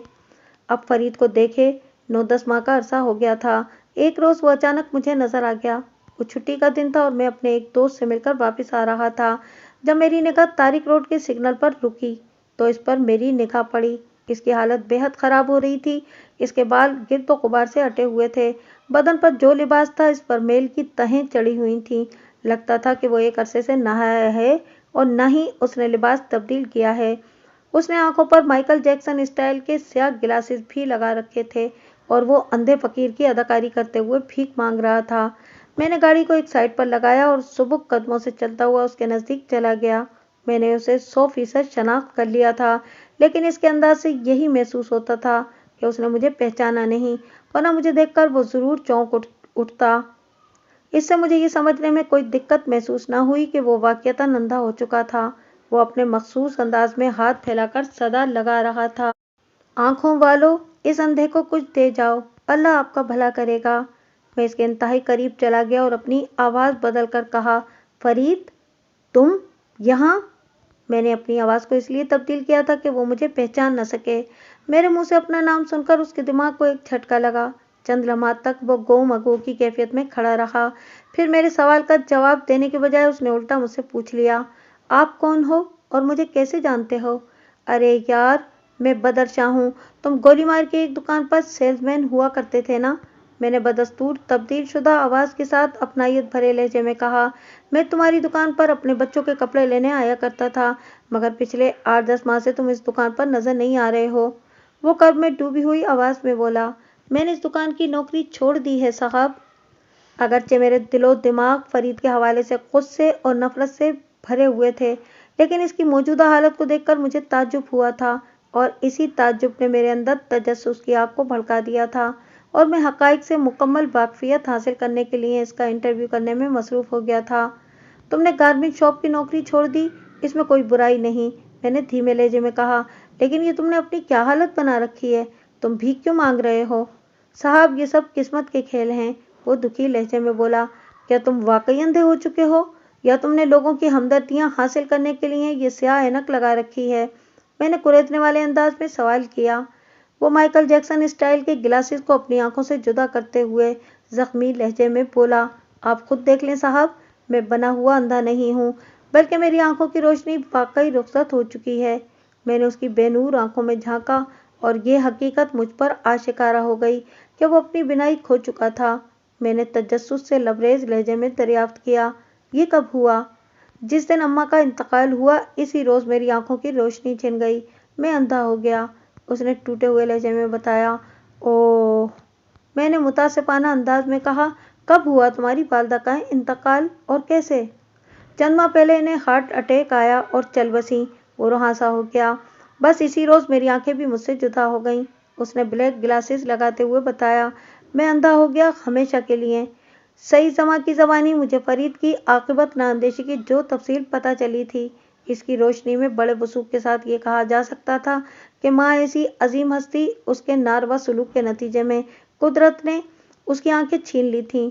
میں نے اپنی اندرونی غصے اور خفگی کو دبا کر فرید سے سوال کیا، اور تمہاری بچیوں کا کیا ہوا؟ کیا آپ میری بیٹیوں کو جانتے ہیں؟ وہ کپکپاتی ہوئی آواز میں بولا۔ ہاں، تم نے ایک دو بار ان کا ذکر کیا تھا۔ میں نے سچویشن کو سنبھالا دیتے ہوئے کہا، شاید ان کے نام نورین، نازیہ، کرن اور مسکان تھے۔ تمہاری سب سے چھوٹی بیٹی مسکان میری بیٹی عائشہ کی ہم عمر تھی۔ اس کی آنکھوں کے گوشے بھیگ گئے۔ مائیکل جیکسن اسٹائل گلاسز کے عقب سے آنسوؤں کا سیلاب روانہ ہو گیا۔ اس نے بھرائی ہوئی آواز میں بتایا، میری بچیاں رل گئیں صاحب۔ وہ آج کل شاید اپنی تائی کے گھر میں ہیں۔ میں نے کافی عرصے سے ادھر چکر نہیں لگایا۔ پتہ نہیں وہ بیچاری کس حال میں ہوں گی۔ بے نور آنکھوں سے جاری آنسو بزبان خاموشی درد میں ڈوبی ہوئی داستان سنا رہے تھے۔ میں نے اس کی حالت سے متاثر ہوئے بغیر پوچھا، تمہاری بچیاں کیوں رول گئیں؟ وہ اپنی تائی کے گھر میں کیوں پرورش پا رہی ہیں؟ تمہاری بیوی کا کیا ہوا؟ صاحب، میری بیوی کا تو کئی سال پہلے کینسر سے انتقال ہو گیا تھا، وہ غم سے بوجھل آواز میں بولا۔ کینسر سے انتقال والی بات تم نے مجھے بتائی تھی، میں نے جلدی سے کہا۔ ابھی میں تمہاری دوسری بیوی کے بارے میں پوچھ رہا ہوں۔ میں نے کسی سے سنا تھا کہ 6 ماہ پہلے تم نے دوسری شادی کر لی تھی۔ آپ نے بالکل ٹھیک سنا تھا صاحب، وہ دکھی لہجے میں بولا، لیکن میری دوسری شادی ہو نہیں پائی تھی۔ اس سے پہلے ہی سب کچھ تباہ ہو گیا۔ میں آنن فانن میں آسمان سے زمین پر آن گرا تھا، اور میری بربادی کے پیچھے راشد کا ہاتھ ہے، میرا چھوٹا سالہ راشد۔ اس کی زبان سے راشد کا نام سن کر میں چونک اٹھا۔ میں نے سرسری انداز میں کہا، کیا کر دیا تمہارے سالے نے؟ تمہاری سسرال تو شاید حیدرآباد میں تھی نا؟ ہاں، وہ دونوں ماں بیٹا حیدرآباد ہی میں رہتے ہیں، وہ نفرت آمیز انداز میں بولا۔ راشد اور عالیہ نے ایک سوچی سمجھی سازش کے تحت میری جمی جمائی زندگی کو اجاڑ کر رکھ دیا، خدا انہیں غارت کرے۔ عالیہ فرید کی ساس تھی۔ وہ بتا رہا تھا کہ راشد اور عالیہ نے ایک منصوبے سے اسے اس حال کو پہنچایا تھا۔ اس نے اپنی کہانی بتائی، اور میں نے کریدنے والے انداز میں کہا، مجھے اپنی بربادی کی تفصیل بتاؤ، اس سے تمہارے دل کا بوجھ ہلکا ہو جائے گا۔ کچھ نہیں ہوگا صاحب، وہ مایوسی بھرے لہجے میں بولا، دل کا بوجھ ہلکا ہوگا اور نہ روح کا عذاب کم، لیکن آپ اتنی ہمدردی اور اپنائیت کے ساتھ مجھے اپنا قیمتی وقت دے رہے ہیں تو میں آپ کو ان دو شیطانوں کے کالے کرتوتوں کے بارے میں ضرور بتاؤں گا۔ اس کے بعد فرید نے مجھے راشد اور عالیہ کے کارنامے کے حوالے سے جو کچھ بتایا، اسے میں مختصر الفاظ میں آپ کی خدمت میں پیش کرتا ہوں۔ اس واقعے کے اندر درس عبرت چھپا ہوا ہے۔ فرید نے مجھے بتایا کہ 8-9 ماہ پہلے ایک روز راشد نے اسے فون کر کے یہ اطلاع دی کہ اس کی والدہ یعنی فرید کی ساس عالیہ کی طبیعت بہت خراب ہے اور وہ اپنی نواسیوں سے ملنے کے لیے تڑپ رہی ہے، لہٰذا فرید بچیوں کو لے کر فوراً حیدرآباد آ جائے۔ اس موقع پر فرید نے اپنی ازلی اور ابدی حماقت کا ثبوت دیا اور چاروں بیٹیوں کے ساتھ حیدرآباد پہنچ گیا۔ ایک روز وہاں گزارنے کے بعد جب وہ واپس آنے لگا تو عالیہ نے یہ کہہ کر سب سے بڑی بیٹی نورین کو اپنے پاس روک لیا کہ آج کل ویسے بھی اسکول کی چھٹیاں ہیں، نورین کو چند دن کے لیے میرے پاس چھوڑ جاؤ، میرا دل بہل جائے گا۔ یہ شکل و صورت میں بالکل اپنی ماں پر گئی ہے، میں یہی سمجھوں گی کہ نفیسہ میرے لیے زندہ ہو گئی ہے۔ فرید احمد ساس کی چال میں آ گیا۔ چند روز کے بعد حیدرآباد سے راشد نے فون کر کے اسے اطلاع دی کہ نورین کو کسی خطرناک گروہ نے اغوا کر لیا ہے۔ اغوا کنندگان 2 لاکھ روپے تاوان کا مطالبہ کر رہے ہیں۔ پولیس کو انفارم کرنے یا ان کا مطالبہ پورا نہ کرنے کی صورت میں وہ لوگ نورین کو قتل کر کے اس کی لاش کو کسی گندے نالے میں پھینک دیں گے۔ اس خبر سے فرید کے ہاتھ پاؤں پھول گئے اور دماغ معوف ہو کر رہ گیا۔ اس نے راشد سے کہا کہ وہ فوری طور پر اتنی بڑی رقم کا بندوبست نہیں کر سکتا۔ راشد نے انکشاف انگیز لہجے میں اسے بتایا کہ نورین کی زبانی انہیں 3 لاکھ روپے کی ریکوری کی کہانی معلوم ہو چکی ہے۔ بچیوں کے حصے کی رقم تو فکسڈ ڈپازٹ میں پڑی ہے، لیکن تمہارے ذاتی اکاؤنٹ میں 1 لاکھ روپیہ موجود ہیں۔ تم وہ رقم فوراً حیدرآباد پہنچاؤ۔ 1 لاکھ میں اپنے پاس سے ملا کر اغوا کنندگان کا مطالبہ پورا کر کے نورین کو بازیاب کراتا ہوں، ورنہ وہ ظالم لوگ نورین کو مار ڈالیں گے۔ اس موقع پر اگر فرید میرے پاس چلا آتا تو میں نہ صرف راشد کی سازش کو بے نقاب کر دیتا بلکہ فرید کے پاس ایسے ٹھوس ثبوت موجود تھے کہ جن کی بنا پر میں راشد، عالیہ اور انعام درانی کو ایک طویل عرصے کے لیے جیل کی سنگلاخ دیواروں کے پیچھے پہنچا سکتا تھا۔ یہ سارا ڈرامہ فرید سے رقم ہتھیانے کے لیے رچایا گیا تھا۔ عین ممکن ہے کہ عالیہ اس سازش میں شامل نہ ہو۔ غیر محسوس انداز میں اپنی ماں کو استعمال کر کے اس نے نورین کے اغوا کا کھیل کھیلا تھا۔ जिसमें वो 100% कामयाब रहा था। एक बार तो मैंने फरीद को राशिद के हाथों लुटने से बचा लिया था, लेकिन दूसरी मर्तबा राशिद का दांव चल गया और ये सुनहरी मौका राशिद को फरीद की हिमाकत ने फराहम किया था। इसकी मत मारी गई थी, जो मेरे पास आने के बजाय इसने बेचूहों चरा राशिद की बात मान ली थी। अगर हकीकत पसंदी की निगाह से देखा जाए तो फरीद को इल्ज़ाम देना भी ठीक नहीं था। जब कुदरत किसी शख्स को नमूना इबरत बनाने का फैसला कर चुकी हो तो फिर इससे कदम कदम पर ऐसी ही हमाकतें सरजद होती हैं। मुझे फरीद की हालत पर तरस तो आया, लेकिन मैंने इससे एग्रीमेंट और कैसेट के बारे में कोई सवाल नहीं किया। मैं अगर चाहता तो अब भी इन 2 ठोस सबूतों की मदद से राशिद और इनाम दुर्रानी के लिए कोई बड़ी परेशानी खड़ी कर सकता था, लेकिन मैं हरगिज़ ये गलती करने के मूड में नहीं था। फरीद अपनी माँ का मुजरिम था और कानून मकाफात की गिरफ्त में था, और जब कोई शख्स कुदरत की पकड़ में हो तो इससे कन्नी काट लेनी चाहिए। आफाकी मामलात में मुदाखलत करने से बाज़ औक़ात इंसान का बेड़ा भी गर्क हो जाता है। मैं भी फरीद से महज इजहार हमदर्दी करके रह गया। मुझे तुम्हारी इस हालत पर अफसोस है, मैंने कहा। तुम्हारी वालदा चली गई हैं, तुम्हारी बच्चियां दरबदर हो गईं, तुम एक भारी रकम से हाथ धो बैठे, दूसरी शादी का मंसूबा खाक में मिल गया, और सबसे बड़ी बात यह कि तुम्हारी बिनाई रुखसत हो गई। तुम एक अंधे फकीर के रूप में भीख मांगने पर मजबूर हो गए हो। अपनी इस तबाही और बर्बादी का सबब जानना चाहोगे? जी बताएं साहब, वो नहीफ सी आवाज़ में बोला। ठीक है, तुम्हारी आंखें चली गईं, तुम देख नहीं सकते, मैंने सपाट आवाज़ में कहा। लेकिन अगर तुम्हारे एहसास की आंखें अभी खुली हैं तो तुम्हें अच्छी तरह मालूम होगा कि तुम्हारा गिरेबान किस तरफ है। जी मुझे अपने गिरेबान का पता है, वो उलझन ज़दा लहजे में बोला। लेकिन आप मेरे गिरेबान का जिक्र क्यों कर रहे हैं? सवाल नहीं, सिर्फ अमल। मैंने इसे डांट पिलाई। अगर तुम्हें अपने गिरेबान का इल्म है तो इसे हाथों में लेकर मुझे दिखाओ। उसने मेरी हिदायत पर मैकेनिकी अंदाज में अपना गिरेबान थाम लिया और बोला, ये है मेरा गिरेबान। गिरेबान किसी आईने के मानिंद होता है, मैंने ठहरे हुए लहजे में कहा। इसीलिए सियाने गिरेबान में झांकने का मशवरा देते हैं, ताकि इंसान को अपनी कोताहियों और गलतियों का एहसास हो सके। तुम भी अपने गिरेबान में झांको। उसने किसी रोबोट के मानिंद मेरे हुक्म की तामील की। इस वक्त तक अपने गिरेबान में झांकते रहो। इन अल्फाज के साथ मैंने अपनी गाड़ी की सिमत कदम बढ़ा दिए, जब तक तुम्हें ये याद ना आ जाए कि तुमने कब कब और कहाँ कहाँ अपनी माँ की शान में गुस्ताखी की है। जब तुम्हें ये एहसास हो जाए कि तुम बारहा माँ के मुकद्दस रिश्ते की बेहुरमती के मुर्तकब होते रहे हो, तो सद के दिल से इकबाल जुर्म कर लेना। हो सकता है कि कुदरत को तुम्हारे इकरार गुनाह पर रहम आ जाए। मैं अपनी गाड़ी में आकर बैठा तो फरीद की दिल खराश चीख ने मेरी समात पर धमाका किया। मैंने गर्दन घुमाकर इसकी जानिब देखा। वो अपने गिरेबान में मुंह डाले धाड़े मार मार कर रो रहा था।